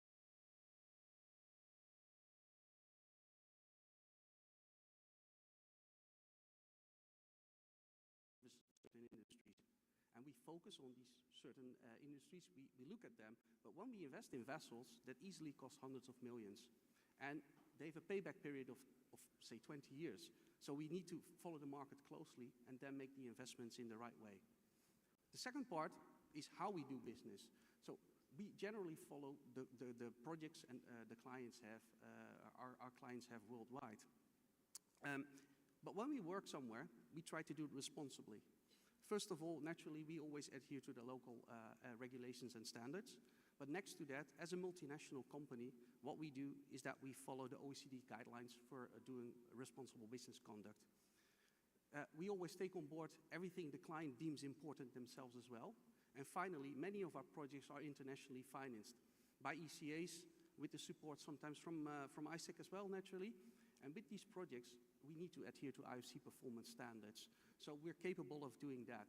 So geography itself is not the driver for us on how we do sustainable works. It's actually the demand, with then the OECD guidelines as our bare minimum, what we adhere to. And then finally, based on the internationally financed projects that we have been supporting, we've actually shown and we've been able to take our clients by the hand in raising their levels as well to ensure that they are in line with the international performance standards, which has been endorsed by several international E&S consultants worldwide. Does that also apply to your subcontractors? Because you have subcontractors, and especially in some industries, if you set the standards, you will lift the whole country, because they're usually in-country people, so you'll lift the whole. And I'm very honored to speak to the man whose company liberated global trade 2 years ago. But so what we've heard here is, how you do it and what you do. So this is very, and you're trying to be that rising tide that lifts all boats in terms of sustainability. I'm coming back. I will round up with just looking at two countries, and then I will have two questions regarding of how one works with risk insurers such as ICIEC. So I will start again to Engineer Syed. You've been active in Mauritania. You understand Mauritania. Not many people can say that. what would you advise Mauritania? What should they do to, you've seen very ambitious investment plans to grow GDP. What is you, as a man who has the boots on the ground, what is your advice that it takes to do sustainable, sustainable and economically sustainable projects?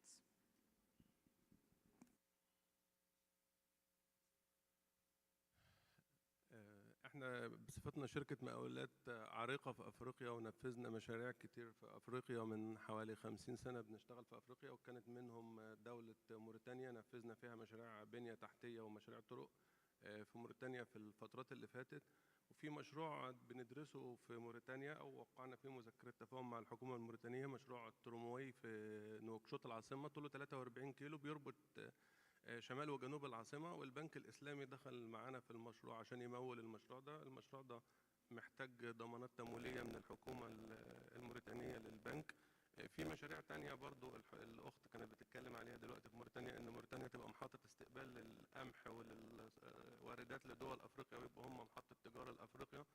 إحنا جاهزين ندخل معاهم. إحنا لنا تجربة في إنشاء الصوامع في مصر، عملنا صوامع، نفذنا صوامع ساعات التخزينية 2 مليون طن في مصر. نقدر ننقل التجربة دي في موريتانيا، ونقدر نطور معاكم المواني بتاع موريتانيا لو حبيتوا تطوروا المواني. احنا بنطور دلوقتي في مصر ميناء السخنة مع الحكومة وميناء دمياط. فلو نصيحة، احنا نقدر ندخل معاكم في احنا والشركات الأخرى طبعا في مشاريع المواني ومشاريع صوامع الغلال ومشروع الترماي في موريتانيا بالتعاون مع البنك الإسلامي. في مشاريع النقل نقدر نساعد معاكم في مشاريع النقل. احنا نفذنا في مصر مشاريع نقل كتيرة صديقة للبيئة زي LRT وزي المونوريل وزي المترو. نقدر ننقل الخبرات دي لموريتانيا، بحيث ان موريتانيا تبقى طريق تجارة رابط لدول افريقيا، بما لها هي ساحل على افريقيا، والدول وراها حبيسة كتير، موريتانيا والنيجر والتشاد وكده. ده نصيحتي لموريتانيا، يعني لو تقبلوا نصيحتي. شكرا. We will, of course, take your advice. You have so much experience. And I'm coming now to the second gentleman whose geographic advice I'm looking for, and that is Mr. Selim Bouda. When you look at the countries we've heard on, especially, I'm focusing a little bit on Mauritania because for them it's right now the biggest uphill battle, right? What can you tell them? But what can you also tell the Indonesias, the Jordans of this world, what they should do in terms, especially of what the government can do to help attract the investment and keep the investment there, so you don't have investors who come and then get frustrated and leave, and that's very bad PR. I was recently in Nouakchott, and I had a chance to meet His Excellency President of the Republic. We had a chat about, as you mentioned, what could be the next steps in the country. The country really in need of right partners, first of all. A lot of people are coming and going to these countries, but few of them can only do things in the real terms. Don't forget, Mauritania is about to become an oil and gas country within a couple of years. So it's not only they discovered the offshore gas, but they also discovered additional oil deposits, probably already made public, but they are proud of their upcoming prosperity opportunities, and they are looking for the right partners by all means. So they have started already with their infrastructure. The airport is above average when you consider other airports in the continent. They are lacking seriously hotels. Hotel investors are probably, they have a lot of chance. And they also have a conference facility recently built for the events. And little by little they are moving, but they need faster approach with more reliable partners. Yeah, that's great. And I was very impressed when I heard Madame's presentation, that she said, the committee is headed by the president, so that shows the sense of urgency, and you're meeting them. But it's very important to see that you have the right partners who can stay. Now I'm talking to the sister company again.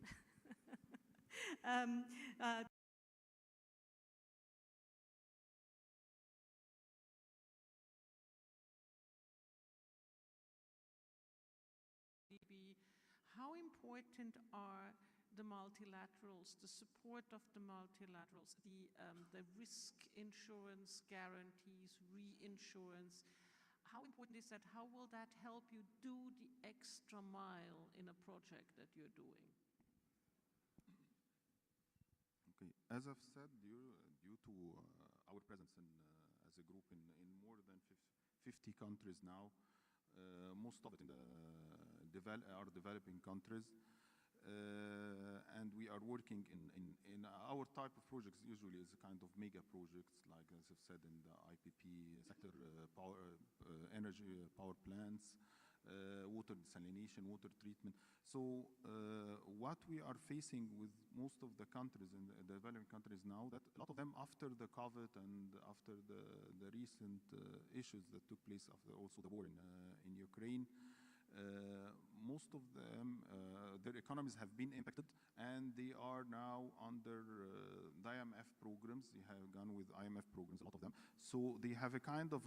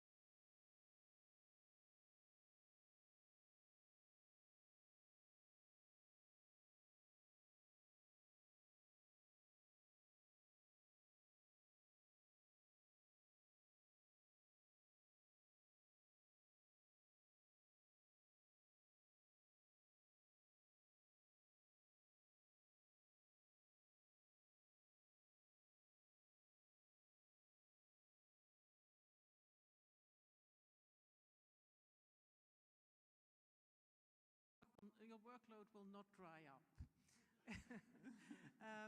So we go back to you, Mr. Henkelman, and you look at the whole export credit side. How important are the ECAs, and when you sort of compare them, especially we're here in IDB, OIC member countries, ICIEC, sort of how important is, and what can you tell them? What do you find is really great? And are there things that you think, oh, if I have a wish list, I would tell them this is on my wish list? Well, is this working? Yeah. My wish list is actually not that big. What we see is that with the products that, for example, ICIEC is offering, we basically can cover the full spectrum. And that means we as a contractor get an insurance to mitigate our credit risk so we can do what we're good at, building new horizons, creating land. But we also can use ICIEC in teaming up with banks providing the financings, and then those banks taking out the buyer credit insurance. So that's helpful. But that's not where it stops. Usually for investments, what you do need as well is equity. And ICIEC actually has investment products as well, so in investor insurance. And with that, basically you can technically offer the whole spectrum of all the products you would like to offer in order to be able to offer clients the full package. Probably the only thing that is lacking, at least in this part, at least with ICIEC, but them being part of a bigger institution, it doesn't necessarily matter, is that for some of the projects we undertake, for example, related to climate adaptations, some of the countries simply don't have the funds themselves. They need grants as well. And that's where the developmental institutions come in to basically complete the whole package. So then you've got partial grants, you've got equity that can be supported, you've got finance that can be supported, and you've got a contractor that makes the work possible. So with that, you've got the full package for any country, for any client, to give them a full solution. So we can't thank ICIEC enough for offering all these projects, or all these beautiful products to the market.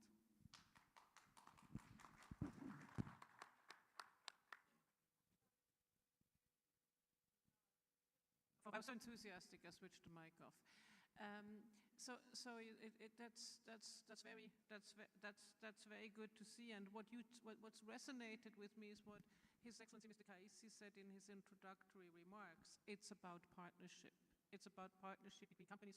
It's about partnership with financial institutions and also between financial institutions.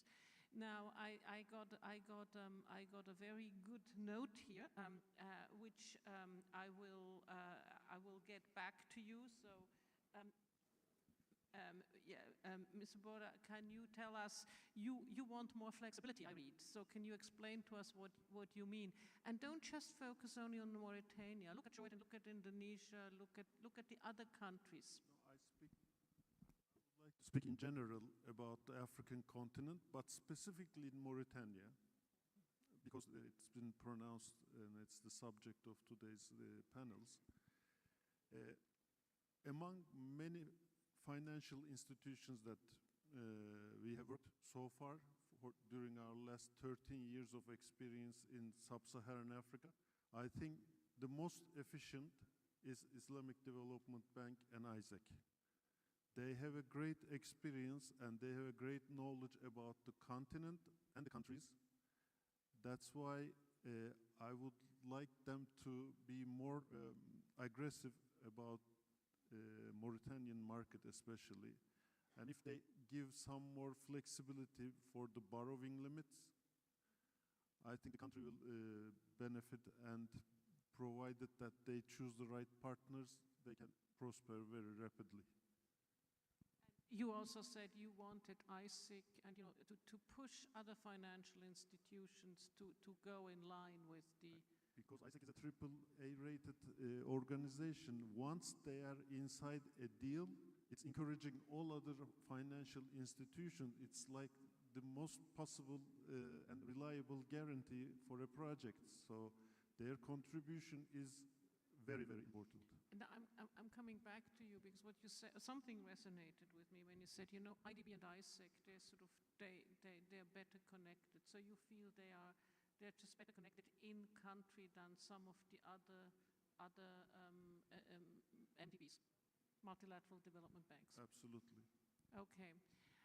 So we will have time. Wow, we have time for Q&A. But before we have Q&A, I would like from each of you to give, to inspire the people who ask the questions, each of you give me one sentence of what you've learned here from your colleagues.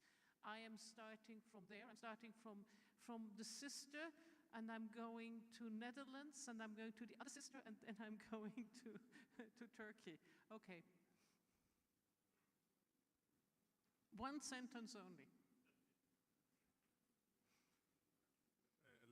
العبارة الواحدة أنا بتمنى من بنك التنمية نقدر نخلص موضوع الترماي بتاع نواكشوط اللي هو محتاج تمويل من بنك التنمية الأفريقي، لأن المشروع ده متوقف على ضمانات من الدولة للبنك. يا ريت نقدر نخلص موضوع الضمانات ده.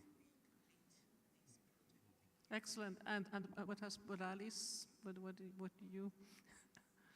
Well, our experience is mainly with working with ECAs and with a credit insurer like ICIEC. So what I mainly take away is that we should focus more on also working with development finance institutions like Islamic Development ourselves. Okay. And then probably also focus a bit more, especially in this context, on Islamic finance. Oh yes, absolutely. I think that's that's one of the growing markets. Next to ESG, it is the other next growing market, and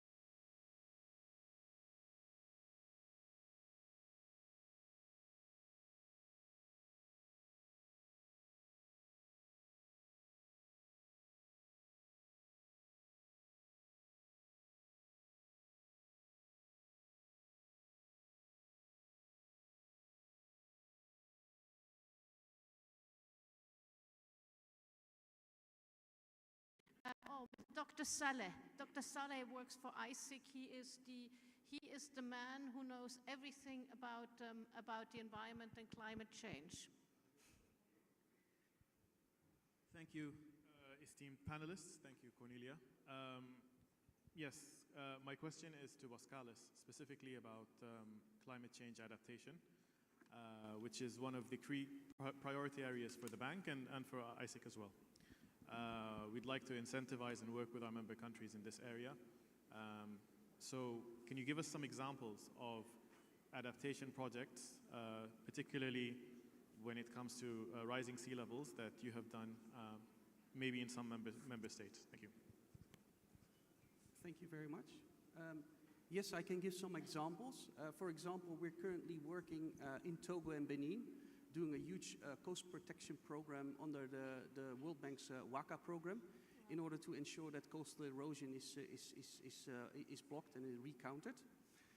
And then another good example I could give is probably the government or the Maldives. We're working with the government of Maldives in trying to create or redevelop reclaimed land in Guli-Falu, which is in the greater Male area, so the capital city. We're working there to create a new port which has a higher elevation than the surrounding lands, but also it is freeing up capacity in overcrowded Male because the Male port can be relocated to the next island, so new living space basically becomes available in Male itself because the old port can go away there. And that is a project where we're working with our own Dutch ICIEC Attractiveness, but with ICIEC being one of the reinsurance company to Attractiveness. And actually, we also believe that this particular project has actually helped in Maldives becoming a member of ICIEC. So we're very, very grateful for the support we're getting there from ICIEC as well. That is very impressive. Do you see more and more such projects, in your pipeline when you look where you're going next? Do you see more and more such projects? We see projects, but what we still lack a bit, despite all the commitments that have been made in COP26 and 27, is that money is really being put at the table by the international community. Because I can't repeat, or I want to repeat again, that's for some countries where it's lacking. Those countries have been, less privileged than we are, let's put it that way. They don't have the funds, but they do suffer from the climate change, which we all cost together. Yeah. So naturally, we all need to cough up that money together. And there's a lot of, how do you say it, commitments from governments nowadays on transitioning into greener energy, but that doesn't help on what has already happened. So climate change, basically, we first need to adapt. And that's where the money needs to come from. Especially when you look at one member country, Pakistan, 1% of CO2 emissions in the world, and look at utter devastation the floods caused. That's very good. Thank you. Do we have? Now I need to put my scary glasses on again. Do we have other people who would like to ask questions? I would urge you to take the opportunity, because you have the practitioners here, and one very rarely gets to talk to the people who actually do the projects. Yes, sir, there's a gentleman back there who would like to ask a question. Could you please give him the mic? Thank you.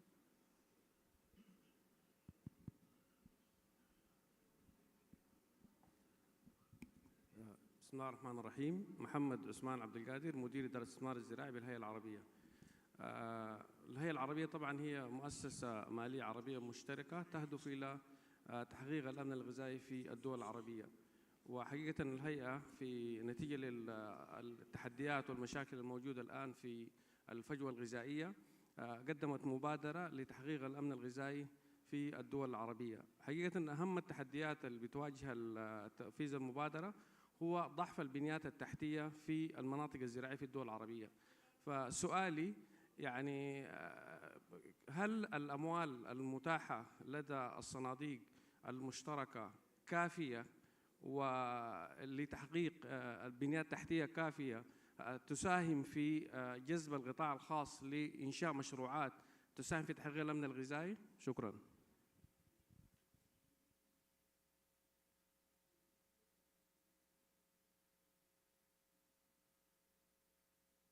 To whom would you like to ask this question? We don't have ICIEC on but I guess Your Excellency, thank you for rescuing us here.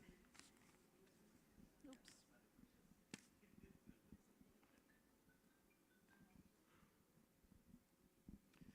Well, thank you for the question. When it comes to financing projects, and here specifically we're talking about food security projects within the Arab world and the funding that is available.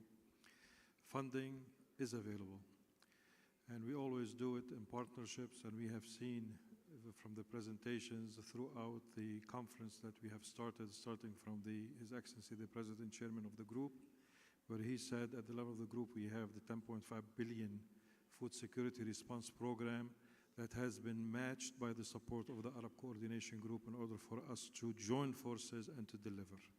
This is a very good example of the partnerships that are needed in order for us to execute projects on the ground. There is a lack, on the other hand, in order for us to find projects that are bankable from the governments, that they become host of these projects that are there. So there is a need in order for us to engage with the governments, in order for us to work with them, to devise the projects, to identify them, and to make them executable while the financing is there. And we said it before and we say it again, the need of every country is different.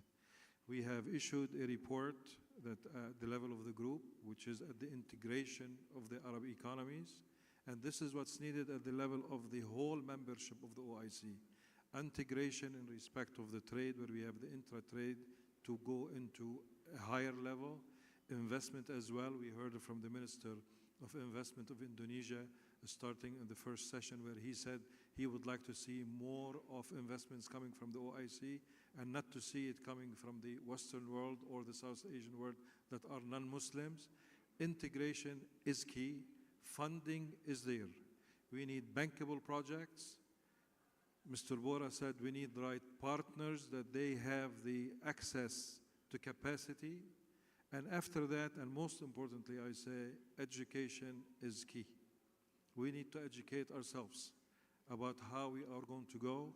And we have to utilize as well the newest technologies when we are addressing any of the issues, and specifically when it comes to food insecurity. Agriculture is an advancing science. It is not a sector. It is a science today on how you address issues that are a part of the strategy for us to go forward for food security. It is an integral issue as well, that is climate change, that is very much associated with the food insecurity from droughts. We have seen in certain member countries as well, like Pakistan, the flooding that has happened. So all of these issues have to be addressed. Scientific approach is needed, but we have to educate ourselves on the new technology, and we associate that with the available financing and to answer to the needs of the member states. But again, I tell you, and I'm comfortable to say, funding is available. Thank you, sir.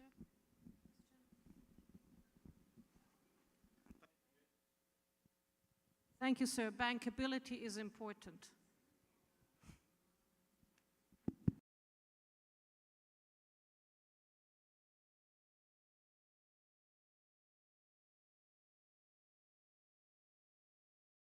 My neighbor here, first of all, what are the major sectors that they used to consider in countries like Nigeria?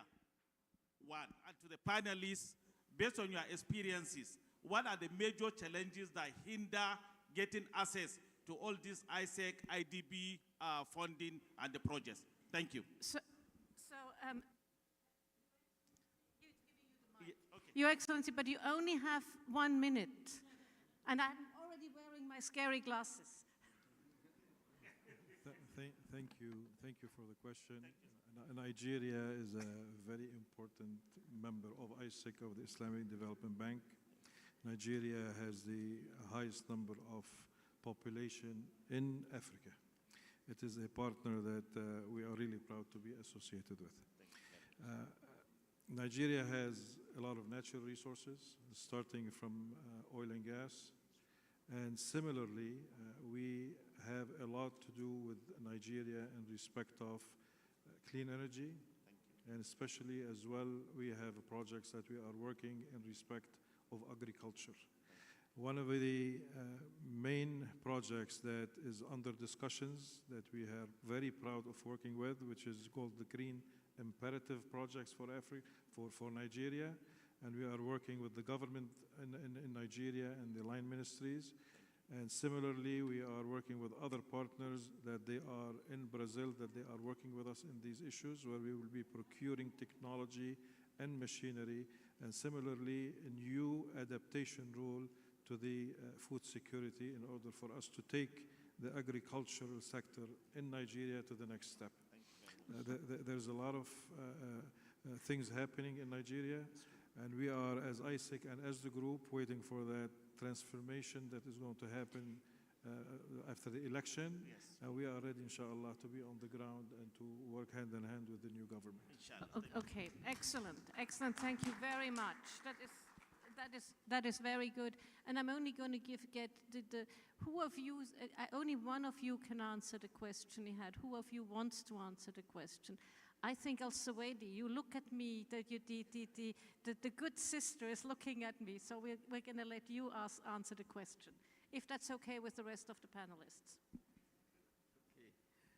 I think that also from our side as an investors, we have to look also for innovative solutions for the countries in order to reduce the burden of the investments on their side too. For example, in Sweden, we've been working in some innovative solutions in the energy sector, for example, by structuring mini grids to cover certain areas instead of establishing a huge power plant with a huge investment needed, and it will make more burden on the government from the investments. So I think this is what will be taken from the investor side to look for more, as I've said, innovative solutions for the government in Africa and in the developing countries in general. Thank you very much. Allow me to just give you 4 points before His Excellency Mr. Kaisi will give all of you a gift again. So you're getting gifts. What we've seen is that the green economy has become really important to all of you, and it has changed a little bit the direction of how you go. I mean, 35% for Al-Suwaidi, that's from zero to there, that's good. We have seen that, you know, when we look at it, but even before then, the Aswan Dam, you know, you regulated the water, you stopped flooding, you helped agriculture prosper. We have seen it's important what you do from Horizon. I think it actually applies to, and it's important how you do it. And I think that's really important.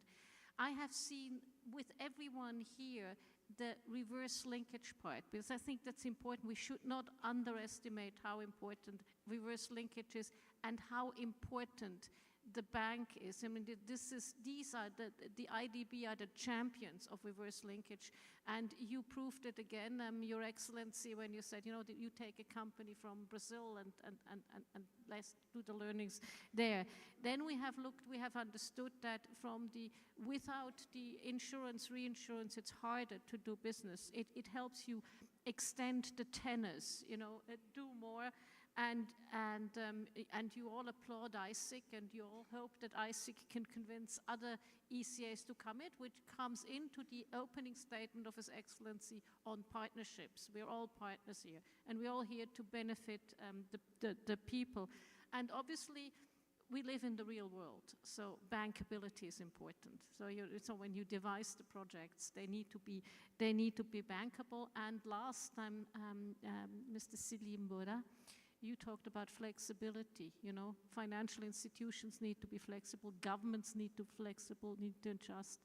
We only get it done with a certain degree of flexibility.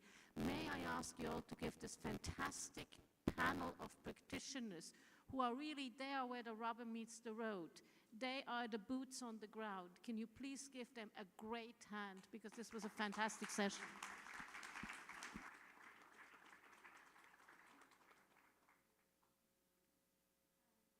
His Excellency Mr. Kaisi will give you all gifts, and we'll have a nice little photo, and inshallah we'll be right on time.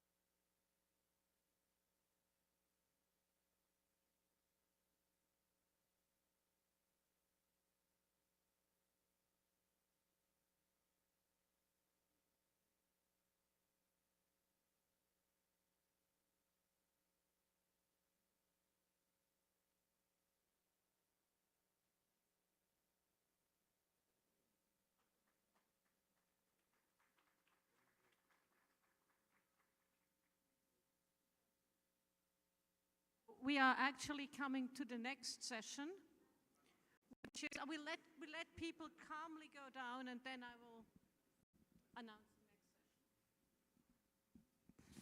session.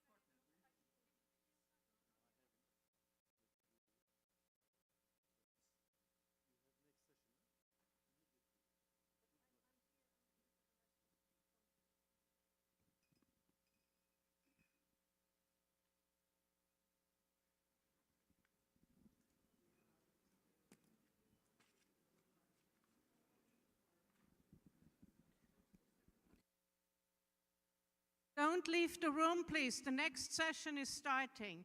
May I just start the next session? The next session is on finance. It's challenges in financing food security, enhancing sustainable tourism, and the green economy. So this is a really important session because we've had the practitioners here.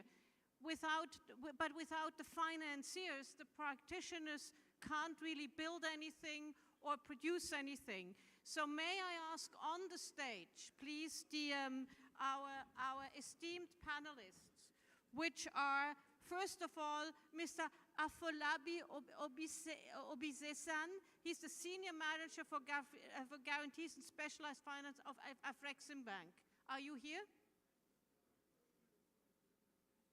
Ah, fantastic. You're here, yeah? Fantastic. Hi, how are you? Thank you. I'm looking forward to hearing your great insights. The next person I have is Mr. Walid Sadedian. He's the Executive Director, Head of Islamic Finance of Sumitomo Mitsui Banking Corporation. Konnichiwa. So, the next person we have is Monsieur Yves Jacob, Managing Director, Global Head of Public Sector, Société Générale. Monsieur Jacob, are you here? Can you please join me on the stage? That would be fantastic. Soyez le bienvenu. And then last, but not at all least, we have Mr. Lofti Zaidi, Manager, Sovereign Operations, ICIEC, Islamic Development Bank Group. Lofti, okay, fantastic.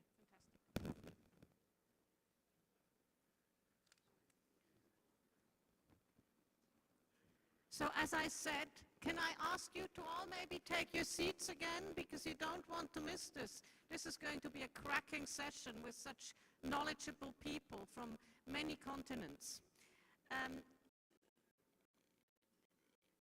It's when you look at the new world with slower growth, the new world with higher interest rates, the new world after COVID, where whole sectors got rearranged. You look, for instance, at Jordan, one country that presented. Jordan had, in 2019, about 20% of its GDP was from tourism. In 2020, it was nil. They're now up between 10 and 14%. So these are all big fluctuations. And it's hard for people who commit long-term finance, as you all do, to deal with these fluctuations. So I will start, if I may, in Africa. Mr. Afolabi, looking at your guarantee portfolio, how much of it do you allocate to the sectors we're discussing, food security, tourism, and generally the green economy, especially also renewable energy? How strict are, from your institution, the sustainability guidelines, especially also when looking at tourism, because tourism is a huge employer. 10% of the world population are employed by tourism, but it also is a major polluter. So how do you triangulate that? And what sort of guarantees are you giving on the bigger spectrum of food security? Okay, thank you very much, Cornelia, for the introduction. In terms of Afrexim Bank, guarantees form an integral part of what we do. And as an instrument of intervention, we intervene using three different instruments. Either we are providing funding, or we are using risk-bearing instruments where guarantee sits, or we are also doing advisory.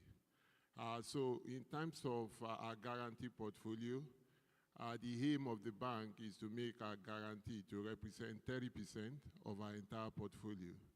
Today, we have our guarantee portfolio hovering around 20% of the bank loans and advances. Now, when it comes to the sectors that you have mentioned, as you are aware, Afrexim Bank is a trade finance institution. And what we do in terms of tourism is more around what we call hospitality. We support the hospitality sector in terms of tourism. And what we do there, we have a flagship program which we call Contour. Now that flagship program is in two forms. We do construction finance guarantee to support construction financier that wants to build international standard hotel in Africa. So we support them through a construction finance guarantee. And then once that construction is done, we can then provide a relay facility. Today, if you look at our hospitality and tourism sector, the construction finance guarantee represents more than half of that particular sector. And that particular sector is growing very well. And today, we've been able to do construction finance guarantee to support hotels and hospitality in the region of 50% of the entire portfolio. When it comes to food security, the way the bank is working, we don't have a sector called food security. But what we have seen over the last few years, and particularly given the impact of the Ukraine crisis, we've seen that most of our member countries are unable to get those commodities like wheat, grain that is required, even fertilizer, because most of them depend on the Black Sea to get those things out. Now, what we have done is the bank has launched a program which we call an adjustment financing program of about $3 billion. That particular program is enabling us to support financial institutions who are supporting importers on the short term to procure those commodities. We are also supporting, in the medium to long term, we are supporting corporates and sovereign or state-owned enterprises that have that capacity for production. And this we can do in different forms. We support financial institutions through the issuance of trade confirmation guarantees or supply chain finance guarantee in form of a note purchase cover to enable them to procure those commodities from the supplier. In that way, we are carrying the payment default risk, and they can leverage on our investment grade rating, and thereby enabling the suppliers to supply those particular commodities. So that is what we do. In the renewable energy space, this is a subject that is evolving with us. We are supporting trade enabling infrastructure in the renewable energy or energy efficiency project, trade enabling infrastructure, and that particular portfolio is also growing. When it comes to our sustainable finance guideline, the bank has a guideline that aligns with international best practice.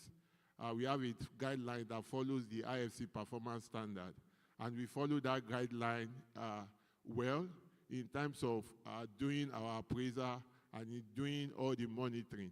Our guideline, I will not want to use the word strict because the idea is more for us to support the transaction. So we work with the project promoter to develop action plan that to the extent we have their buy-in, we work with them to develop action plan all through the cycle to ensure that that project is fully supported.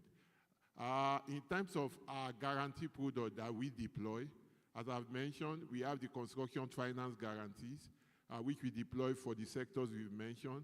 We do trade confirmation guarantees. We can do confirmation for trade finance solution. We can do supply chain finance guarantees. And if it involves medium to long-term solution, we can also work as an export credit agency where we provide comfort to exporters who are providing capital equipment for African entities. So we can provide buyer's credit guarantee, we can provide investment guarantees, and we can also provide supply chain guarantee. Thank you very much. So, in other words, you make sure the goods keep flowing. Yes, correct. How was that, the Ukraine war and COVID? How did you deal with COVID? Because, the bank here had a 4.3 billion COVID resilience program. What did you do during COVID? Because you need to get vaccines, masks, and all of that in countries. Okay, for the Ukraine crisis, last year the bank launched a program, the 3 billion Ukraine adjustment financing program.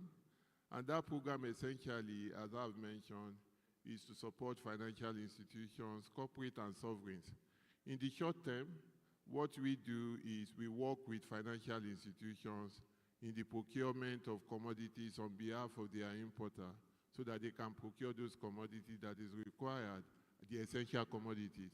In the medium to long term, we also try to enhance capacity of African state-owned entity or corporate who have that capacity, production capacity, by providing them with funding or guarantees for investment flow that is coming in.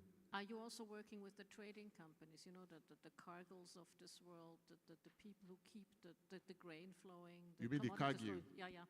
Okay. No, I'm just saying one example. Are you working with the trading companies who keep the products moving? No problem. We work with commodity traders who are more or less like aggregators. Okay. So we work with them in terms of aggregating the need. And the bank actually did something working with EFCFTA and UNECA to create what we call African Trade Exchange Platform, which is called ATEX.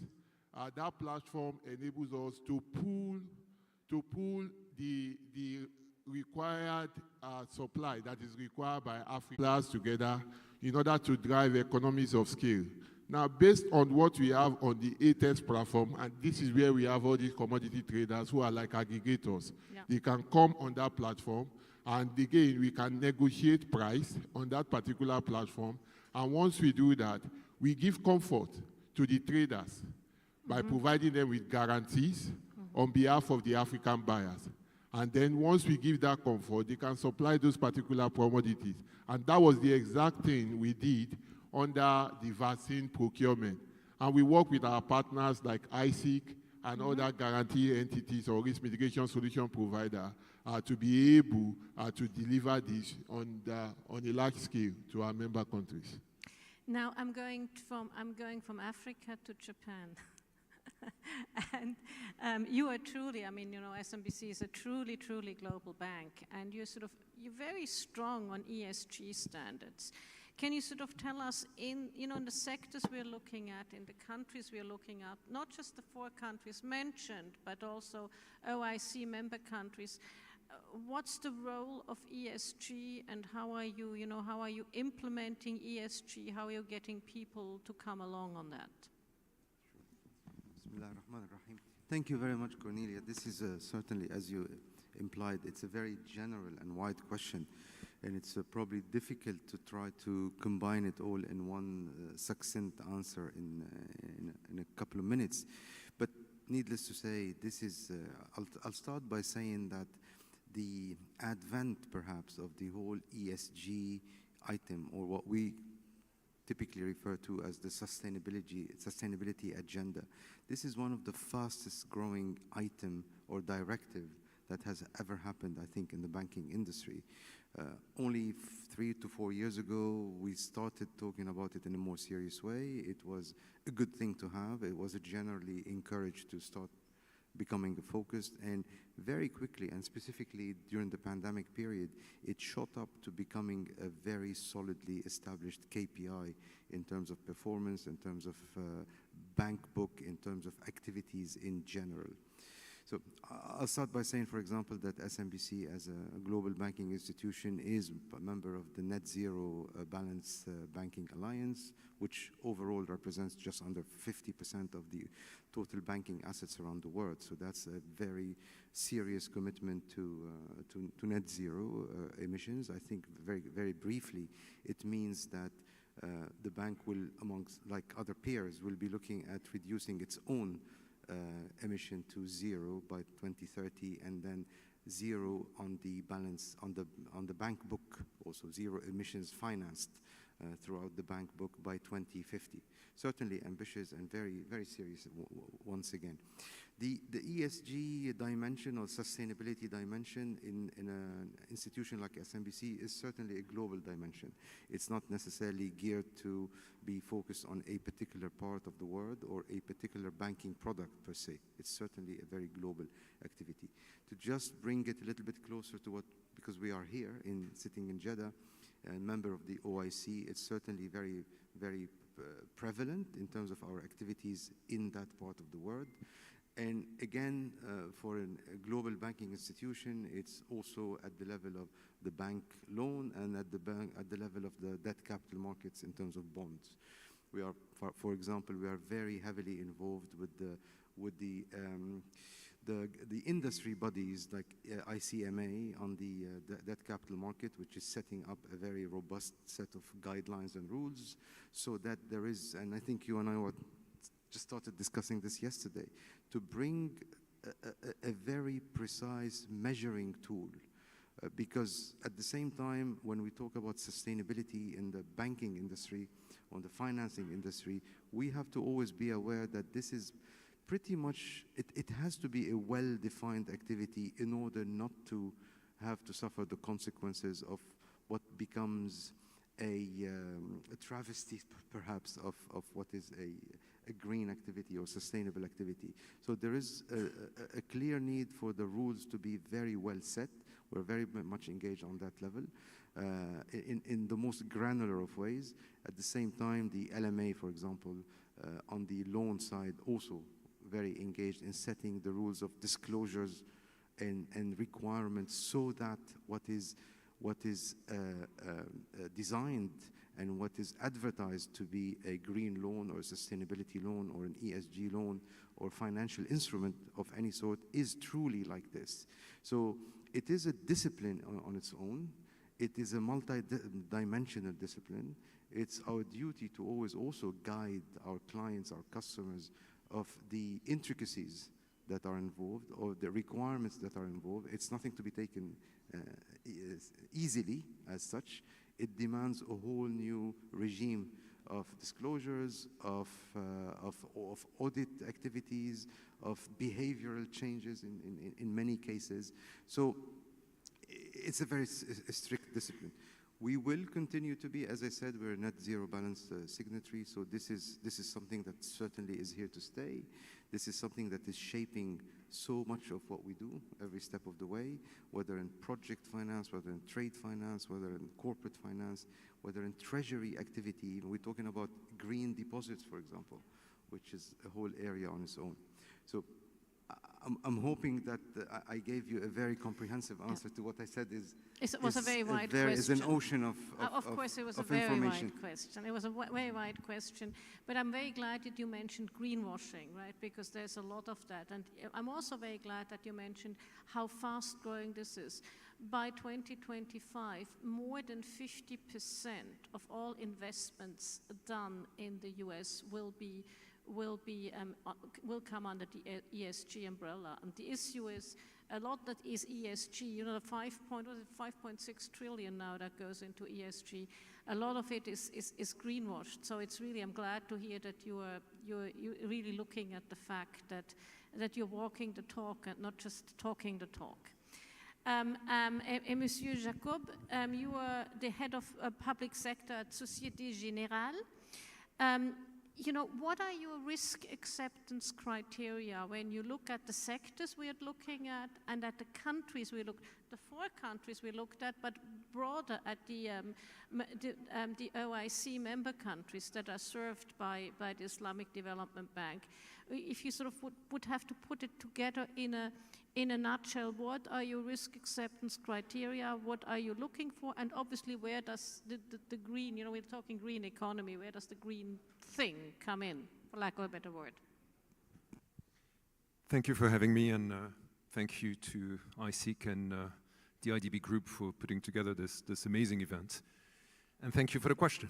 It's an interesting question. It's a difficult one because if I try and be comprehensive, it would probably take me the whole day, so he would start giving me a hard look. So rather than give the exhaustive answer, I'll try and I think the benefit, the value of these sort of events is we all come from different origins. I mean, there's a great diversity in the room and in the event, and we all bring different pieces to the puzzle. So I'll try and explain, by answering your question, what's our contribution as a global bank, and I already had my colleague from SMBC explaining what global banks do, and I'll try and explain how we assess emerging market risk. So For a start, I'd say that to put things in perspective, SocGen, we're 1.5 trillion balance sheet institution, and our portfolio, our emerging market portfolio is about 20%, so it is a meaningful amount.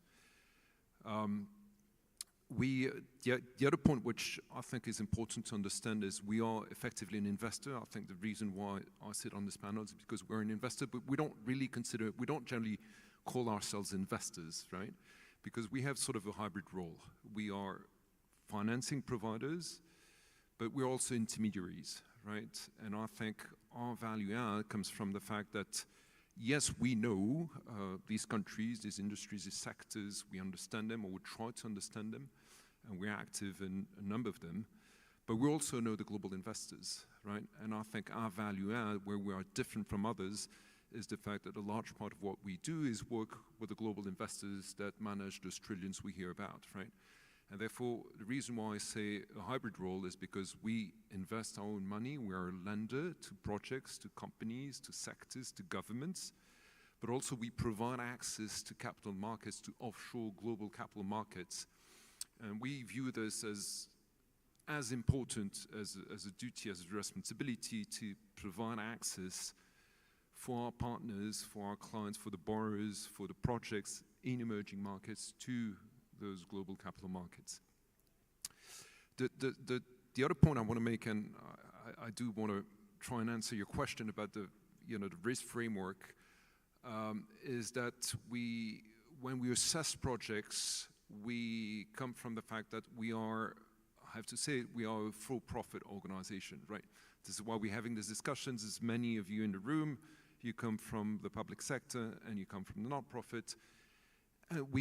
For most of us, we are a for-profit organization. What that means is that we need to allocate our resources based on risk return, because that's what our shareholders expect us to do. And if we don't allocate the capital which they entrust to us in an optimal way, well, they will take this capital away from us and give it to someone else. So this is a reality we have to work with, right?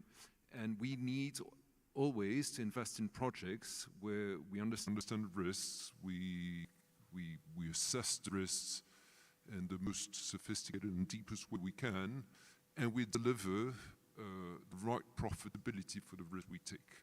So that's one part of the framework. And the other part of the framework, which is also important to bear in mind, is that we are a regulated institution. We are highly regulated institutions like all global banks are.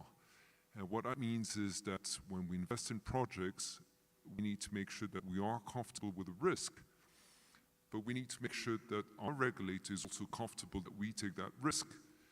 And an important part of the equation is that the regulator actually has a say in the cost for us to support that project, in the sense that the capital charges that go against this are, and again, I don't want to deflect the responsibility, but a large part of it comes from rules that are outside our control. This leads me to my last point and last comment, and reason why we're having discussions, and we have this daily discussions with institutions like ICIEC or AFRICSIM, is whenever there's risks that are too costly for us, that are beyond our risk appetite, we have solutions. And the solutions are either we distribute this risk, and I'm back to the earlier comment I was making about the fact that we know investors, we are in touch with investors that have different risk objectives, investment objectives than we do. And we can also de-risk, we can also insure this risk, and this is where it comes to a great collaboration we have with the public sector, with MDBs, with the FDIs, that have the ability to take risks which we cannot take, and they have the ability also to price risk in a way which makes projects competitive, because of course we know that we have our profitability objectives, and the borrowers, the countries we work with, have their own cost constraints, and we need to make the two ends meet. And this is where, those MDBs, I will not call it a competitive advantage because it's not the way we should, but they have this complementary strengths where they can price risk, they can take risk in a different way, and the strengths come from this complementarity. I actually like just what you said. I mean, you shouldn't see yourself as competitors. you're more brothers in arms to make things happen. And when you look at it, how important, ICIEC, the insurance, reinsurance, the co-financing facilities of the bank at large, have they, after COVID, after we had this huge environment, and now, especially also with the higher interest rates, which is killing a lot of countries, to be frank, have they become more important to you in this post-COVID, post-easy money world? Well, very much so. There's a harsh reality which all need to face is called the rating drift. And if you look at, since COVID, sovereign ratings globally at 1.81, there's more downgrades and upgrades. And lower rating means higher capital charges for commercial banks, as simple as that. Higher capital charges means higher cost, and not even mentioning the higher interest rate, which applies to everyone.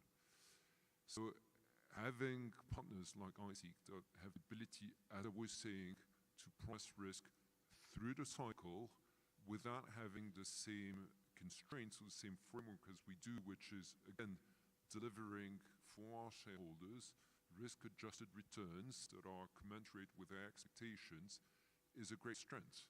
So I can only confirm, since COVID, we had a very strong relationship before, and its relationship is going from strength to strength. And again, it applies to ICIEC, but it applies to also other MDBs, and Afrixim is a good example. This model, this complementarity is ever more relevant than before. Well, we're back to His Excellency's remarks at the beginning. It's all about partnerships. It's all about working together. Coming to you. Mr. Lofty Zaidi, you run sovereign operations at ICIEC in the IDB. What is ICIEC's approach to insuring and reinsuring the aforementioned sectors in general?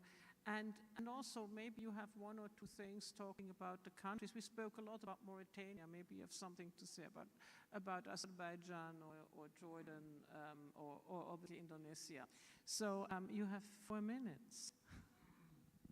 Okay, thank you very much. And again, most welcome for our partners to put hands together with us in this exercise, but also to support our member countries together.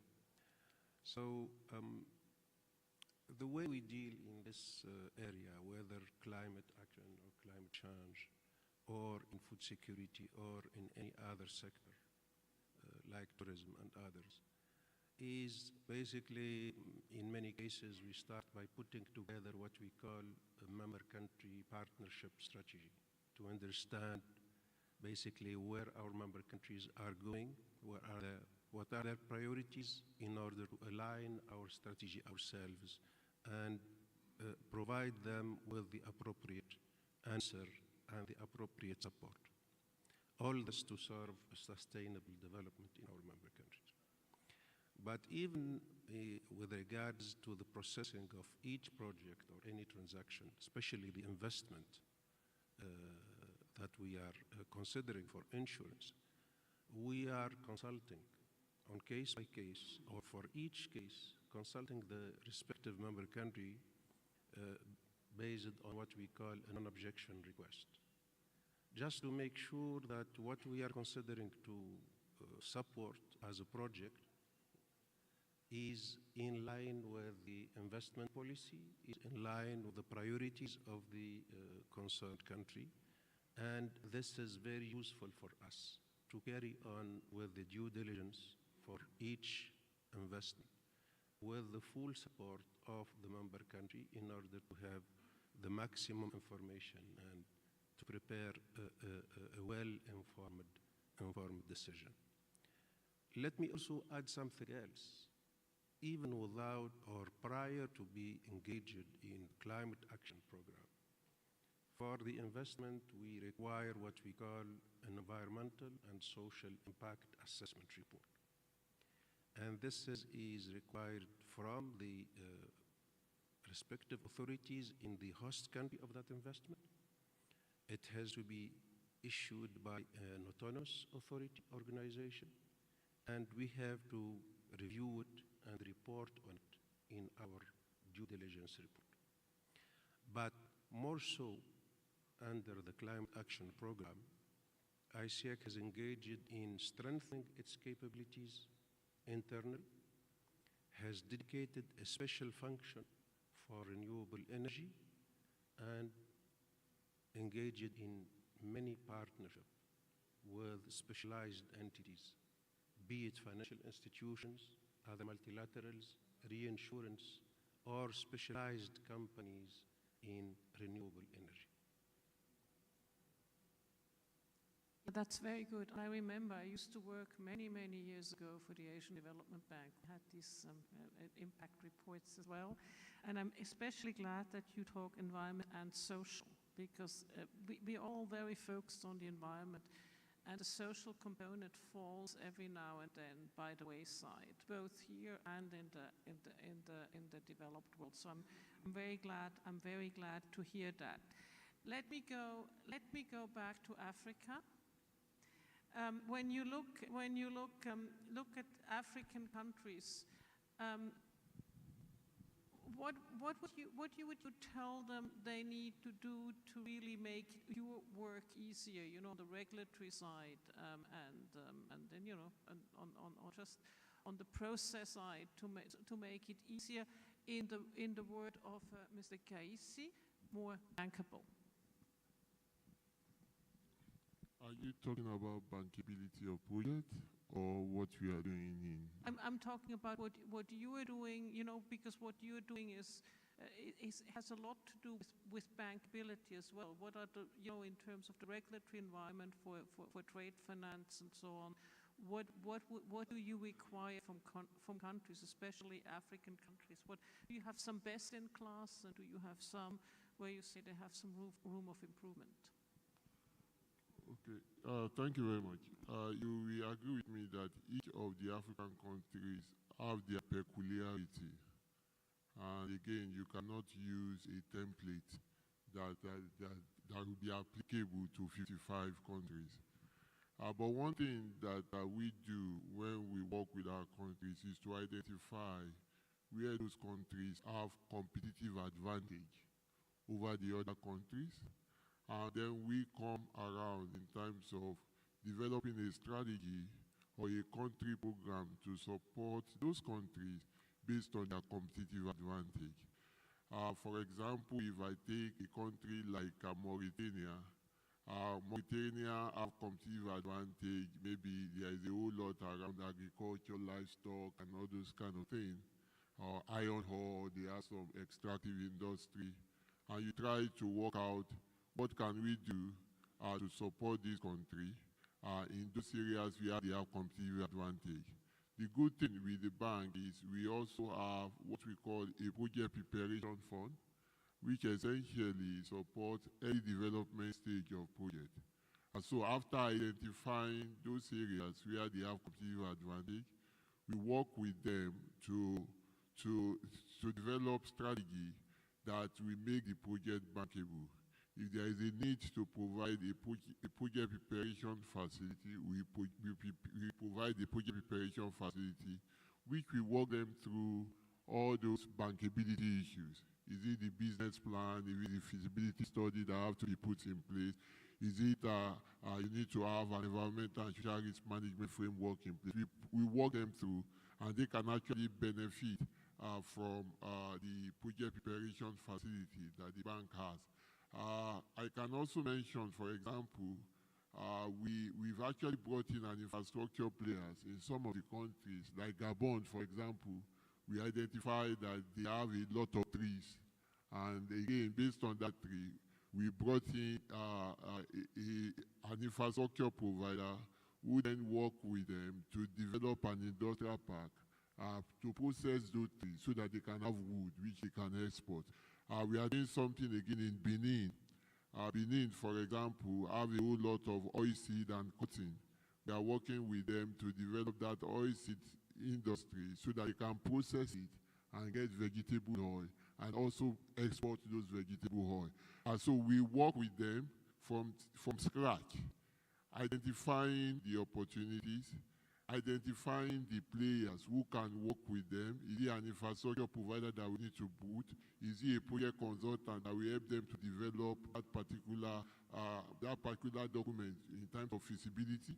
And we also provide funding. So our intervention is financial and non-financial, so that we can run them through the process and make the project bankable. Thank you. Thank you. So the classic TA and then fund it, put up with money, technical assistance put up with money. Yes, and that's it. I mean, I like the fact that you're looking at, where's the competitive advantage, because it doesn't help if everybody does the same and some of them are not so good at it. So that's really very good.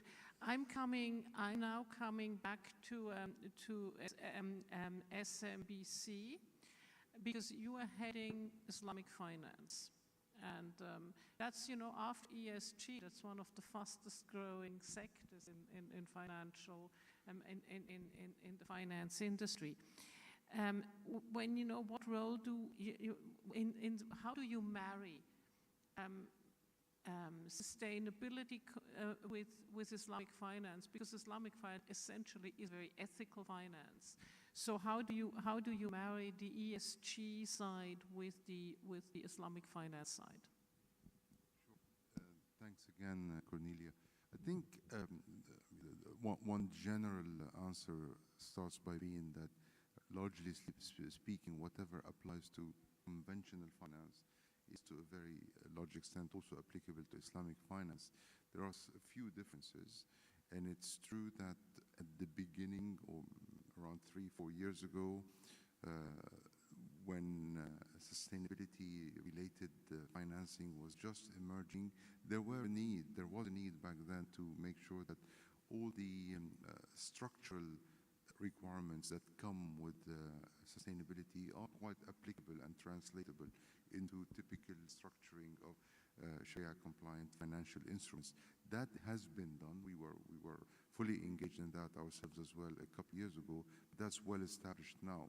So effectively, yes, as you said, there is at the baseline, there's a well-established affinity, has been, will remain so, between Islamic finance, or what it's also meant to be, generally speaking, serving, and these concepts of sustainability, generally speaking. So well embedded in that sense. Beyond that point, what we see now is, and you just mentioned that there is a true increase in demand, for example, a true growth in green sukuk, for example. That has been the case, and just to bore you with a few details, statistics, the green sukuk growth has been more than double the growth of sukuk in general. So as a subset of sukuk, that's very well invested in. There's really a regular demand for that particular subset of sukuk, linking the word of ESG investor and Islamic investors. Generally speaking, the vast majority, probably 80% of green sukuk, are typically issued in an international or a main currency, usually US dollar, as opposed to only 20% of non-ESG sukuk being typically issued in domestic currency, so less geared for an international base of investor, as opposed to green sukuk, which are clearly geared for an international base of investor. So it demonstrates a truly global demand for a green Sharia-compliant instrument. We're talking specifically about bonds here. Even in the world of loans, I mean, we're very happy at SMBC to have been an arranger of the largest syndicated murabaha for an Islamic financial institution. It was Al Rashid Bank here in Saudi Arabia only 6 months ago, which is probably opening the door for much more activities in that field. And again, I go back to the answer I was giving you first, fully engaged on that level. I mean, again, since we're here at the Islamic Development Bank conference, it's worth saying that it's the IDB that remains the largest issuer of green sukuk in the world. They have 3 already out there, around 5 billion listed sukuk, and this is the largest single component. But I'll touch again on the point you was just mentioning, and the point Mr. Kaisi was talking about in the previous session, is ultimately for the growth of Islamic ESG sector, there needs to always be a clear presence of bankable projects, bankable transactions. When we talk about OIC countries, okay, there has been a challenge around bankability. It should be going away. It should be improved. We do believe in that. Okay, and again, combining Islamic finance and ESG is certainly a tool to have wider flow, to mobilize further funds into members of the OIC. We see that happening already. It should happen more. And we go back also to emphasize the partnership we should have in this aspect with the IDB group, certainly with ICIEC, with ICD, with all the rest. These will be all catalysts to mobilize funds, to take good bankable transactions to the likes of SMBC, who would be more than happy to engage in this sense with them. That is fantastic, and I'm glad you mentioned that IDB is the largest issuer of sukuks and green sukuks. So I come back to Société Générale. You know, when you look at not just the countries, but the sectors we're talking about, where do you see, what do you need from governments? What do you need? We're coming back to bankability. I mean, it's just, it is a thing. What do you need from governments? What do you need from multilateral institutions to help you over the hump to make projects bankable, and especially governments, because you need some sort of, there's always the change in law provisions, and all of us who've been bankers always had this long change in law provisions, right? So what do you need? What do you need in terms to help you feel comfortable enough to package something so you can then use it and syndicate it to the market, sell it down, or keep it on the books? Right, but bankability of projects, we're back to that central question, and I hope I had a simple answer to give, but again, it would probably take me a couple of hours to try and answer. Well, first of all, I'll be very modest in extending advice to governments in these 4 countries, or the OIC countries generally. I mean, I have to say we have enormous respect for what is being done by those countries and their administrations. I mean, there's fabulous achievements that are made, and banks, I think, have to be very humble. Like I said, we're just a piece of the puzzle, and I don't think, although we try and provide our best advice to take those projects to fruition, we don't have sort of the magic recipe. I would highlight 2 things if I were to insist on 2 aspects that seem quite important to me, although, like I said, it's a complex question that is asked. The first one is engagement and is planning. I mean, these are complex projects. Whether we're talking about transforming the energy production, the grids, I mean, infrastructure. These are very complex decisions, and that require, of course, a lot of planning. And in the planning phase, I think it's very important to engage with the various parties, and we'd like to be one of them, because obviously, financing is part of the equation. It is complex. Like I said, we are complex organizations, or we have clients, we have investors that have complex requirements, and the earlier in the planning phase those requirements are taken into consideration, the easier then it is to deliver the financing. So I would say, advice number 1 would be engage at an early stage and listen to the private sector. We're not the only ones to be listened to, of course, but so that we can provide our input in terms of what is really important for us. And the second point, which is talked about quite a lot, is data and reporting. And I have to say that's a bit new for the industry and for all of us, and we're entering the world of data, with data being very important. I think we all can see clearly that there's a trend where financiers not just want to invest in good projects and then wash off their hands and off they go and we move on to the next one. We have a duty and we have interest in following up on these projects and seeing how the impacts are delivered. And the impact is no longer receiving our interest and making sure that, you know, the debt, the credits get repaid in, you know, in due time, but it's also, you know, being, you know, fed and updated on the progress, on the reports, on the impact. And it's not just us. I mean, I'm sure you've all experienced in your various functions the expectations from investors for even more reporting. I mean, we're just talking about green bonds, green sukuks, but also the whole trend and developments about non-financial ratings, and as far as the countries and the governments in the rooms, I'm sure you have considered already the need, or perhaps you already have non-financial ratings.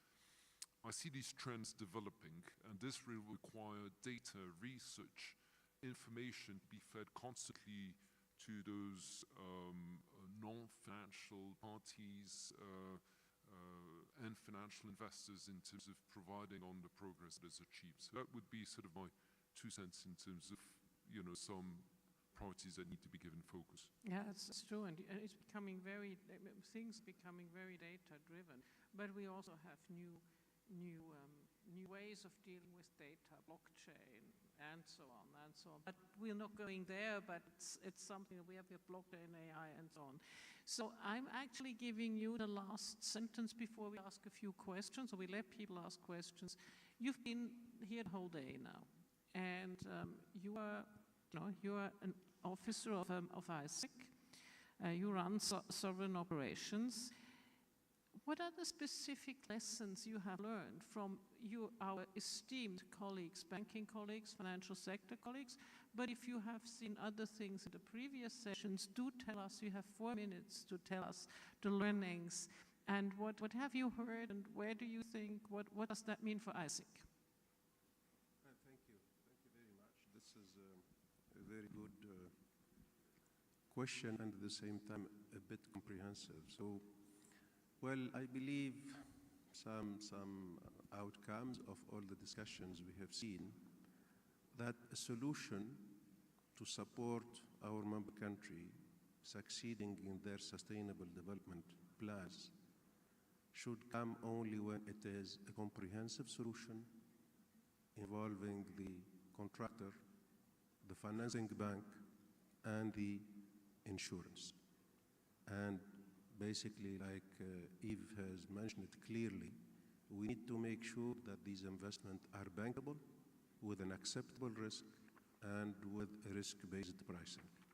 All this will never happen if not putting together all financial institutions together with the contractor and the host country in order to succeed in these operations. Number 2, we are talking about priority area. Climate actions, food security, renewable energy are basically becoming priority for all the world, including our member countries. Our role as ICIEC, being a developmental institution, is to make this happen. Institutionally, operationally, and also in terms of partnership. A lot of institutional development has taken place in ICIEC in order to improve and enhance its deliverable. A lot of innovation, open to flexibility in terms of operation to answer the inquiries that we are receiving from the different economic players, be it an exporter, a contractor, a financial institution, or even an ECA in one of our member countries. And in terms of partnership, we are glad to highlight here that this is the key for success. Together we can achieve more than going alone. And with all the synergy that we can identify, 1 + 1 will equal 3. We are seeing this happening every day, and especially when you identify the right partners, you will achieve the highest level of performance. Always with a win-win situation. It's not a competition, it's a partnership rather, putting hands together to serve the member countries better. Thank you. I think, His Excellency Mr. Kaisi just started the day so right. what word he used first was partnership. And throughout these 3 sessions, what we saw, it is all about partnership. So, but I have time, I think, for 2 questions. So if anybody would like, I need to find my glasses so I can see you. If anybody would like to ask a question, can you, there's a gentleman there. Could you please bring the mic to the nice gentleman there? And could you identify yourself and your institution, please? Assalamu alaikum. Thank you for this excellent meeting. Thank you for IDB. I want to ask a question. If I can move to French, no problem? Ok. Je continue en français si vous le permettez. Donc, pour soutenir le secteur privé, pour attirer les investissements, aussi qu'aujourd'hui, il faut une énergie continue, soutenable, c'est-à-dire avec un bon prix, et une énergie qui respecte l'environnement. Donc ça, c'est un pays doit offrir une énergie continue, une électricité continue, sans interruption, ce qui nécessite des capacités pilotables. Et quand on envisage la transition énergétique, le développement des énergies renouvelables, c'est-à-dire qu'on doit investir en plus de ces capacités renouvelables dans des capacités pilotables. Et ça, cela génère un circuit qui rend parfois l'énergie, l'accès à l'électricité pour des investisseurs importants qui vont développer des emplois et développer des activités dans les pays face à un problème de coût de l'énergie dans ces pays, du coût de l'électricité spécifiquement. Merci beaucoup. Quels sont les mécanismes, bien sûr, auxquels réfléchissent les banques et les partenaires financiers pour faire face à cette problématique? Merci beaucoup. So I would say we take one of the international banks and then we take a Flexim bank. So, sorry? You didn't hear. So we're taking. I see, Monsieur Yves Jacob, vous avez le microphone, alors vous parlez. I have the benefit of being a French speaker, so I can understand the question.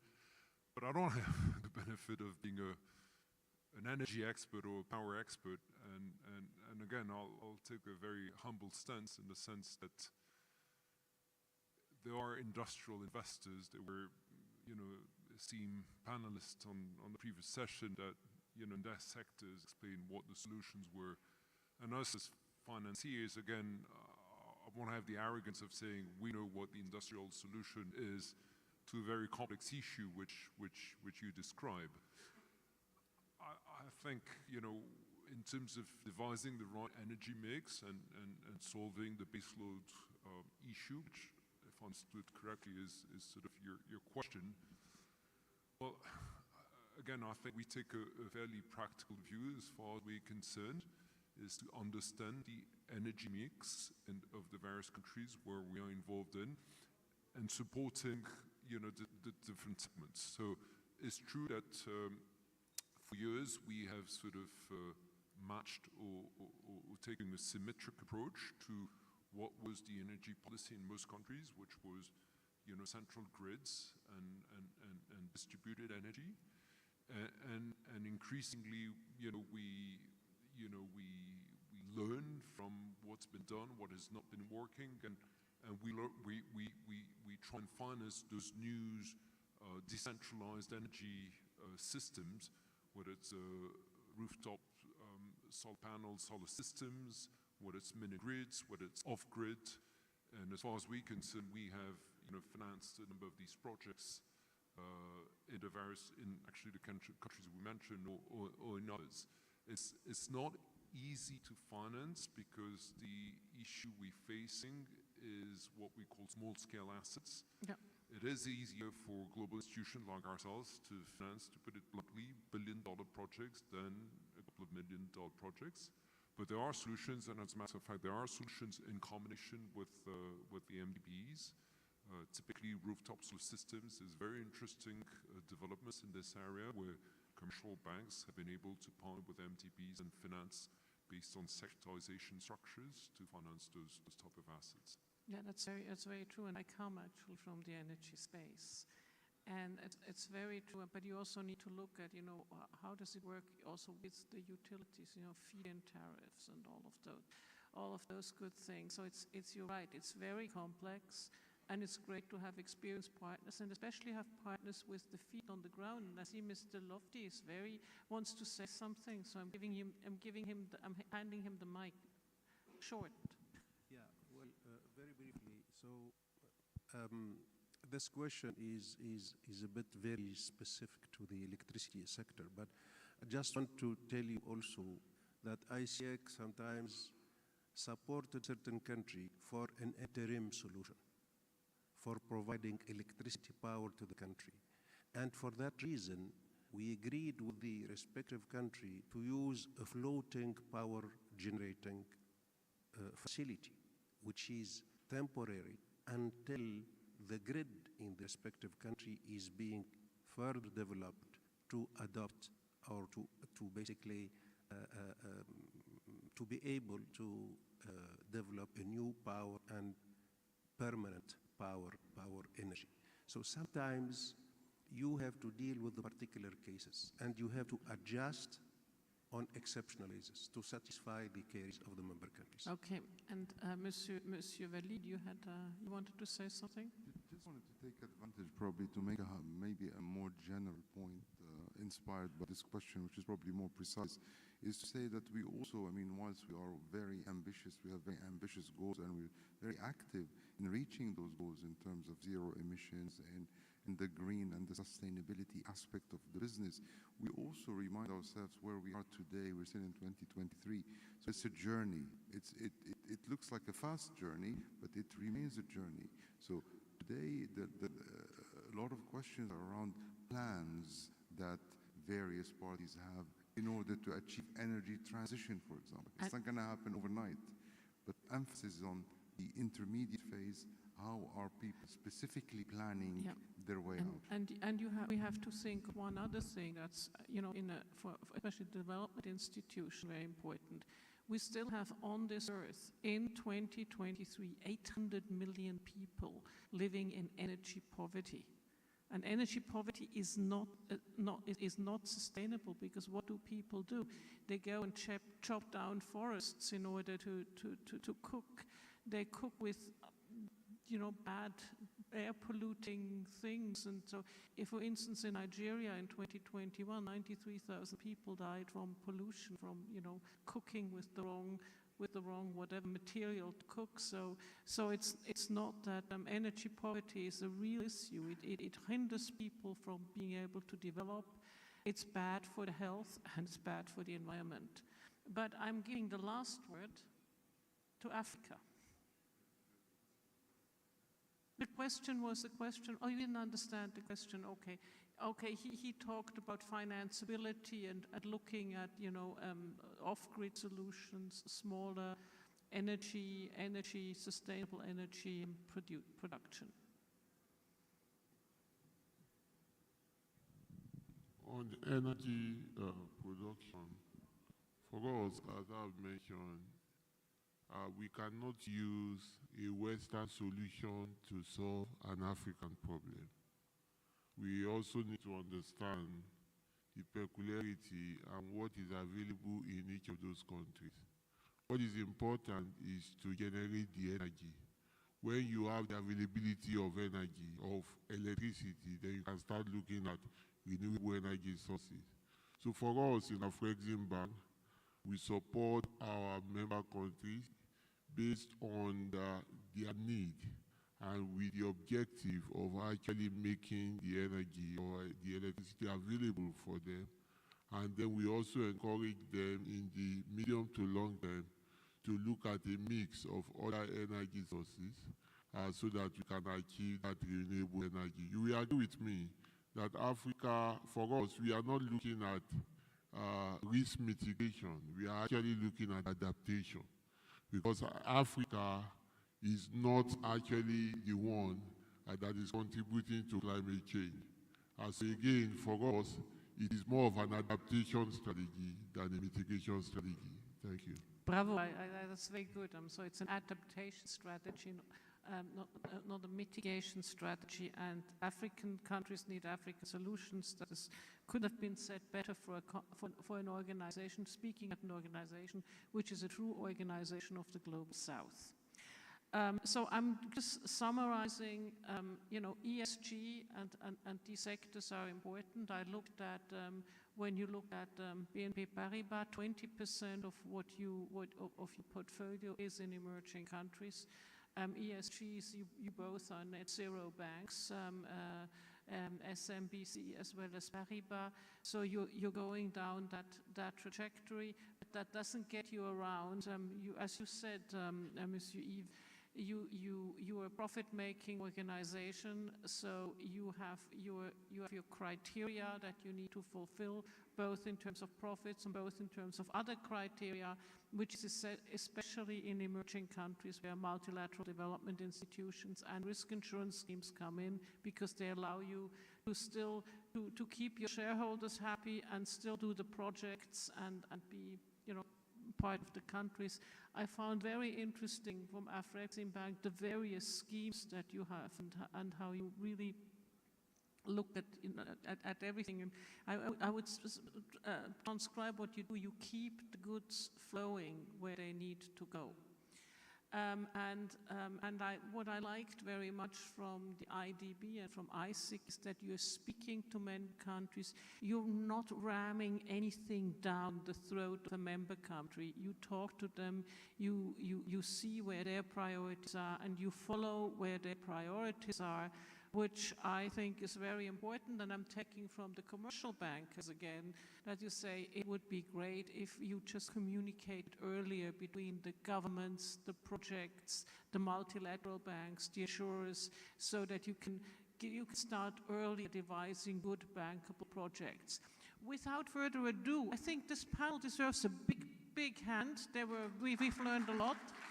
And please stay here because there will be a photograph, and Mr. Yasser Alaki, General Manager, will give you the nice gifts.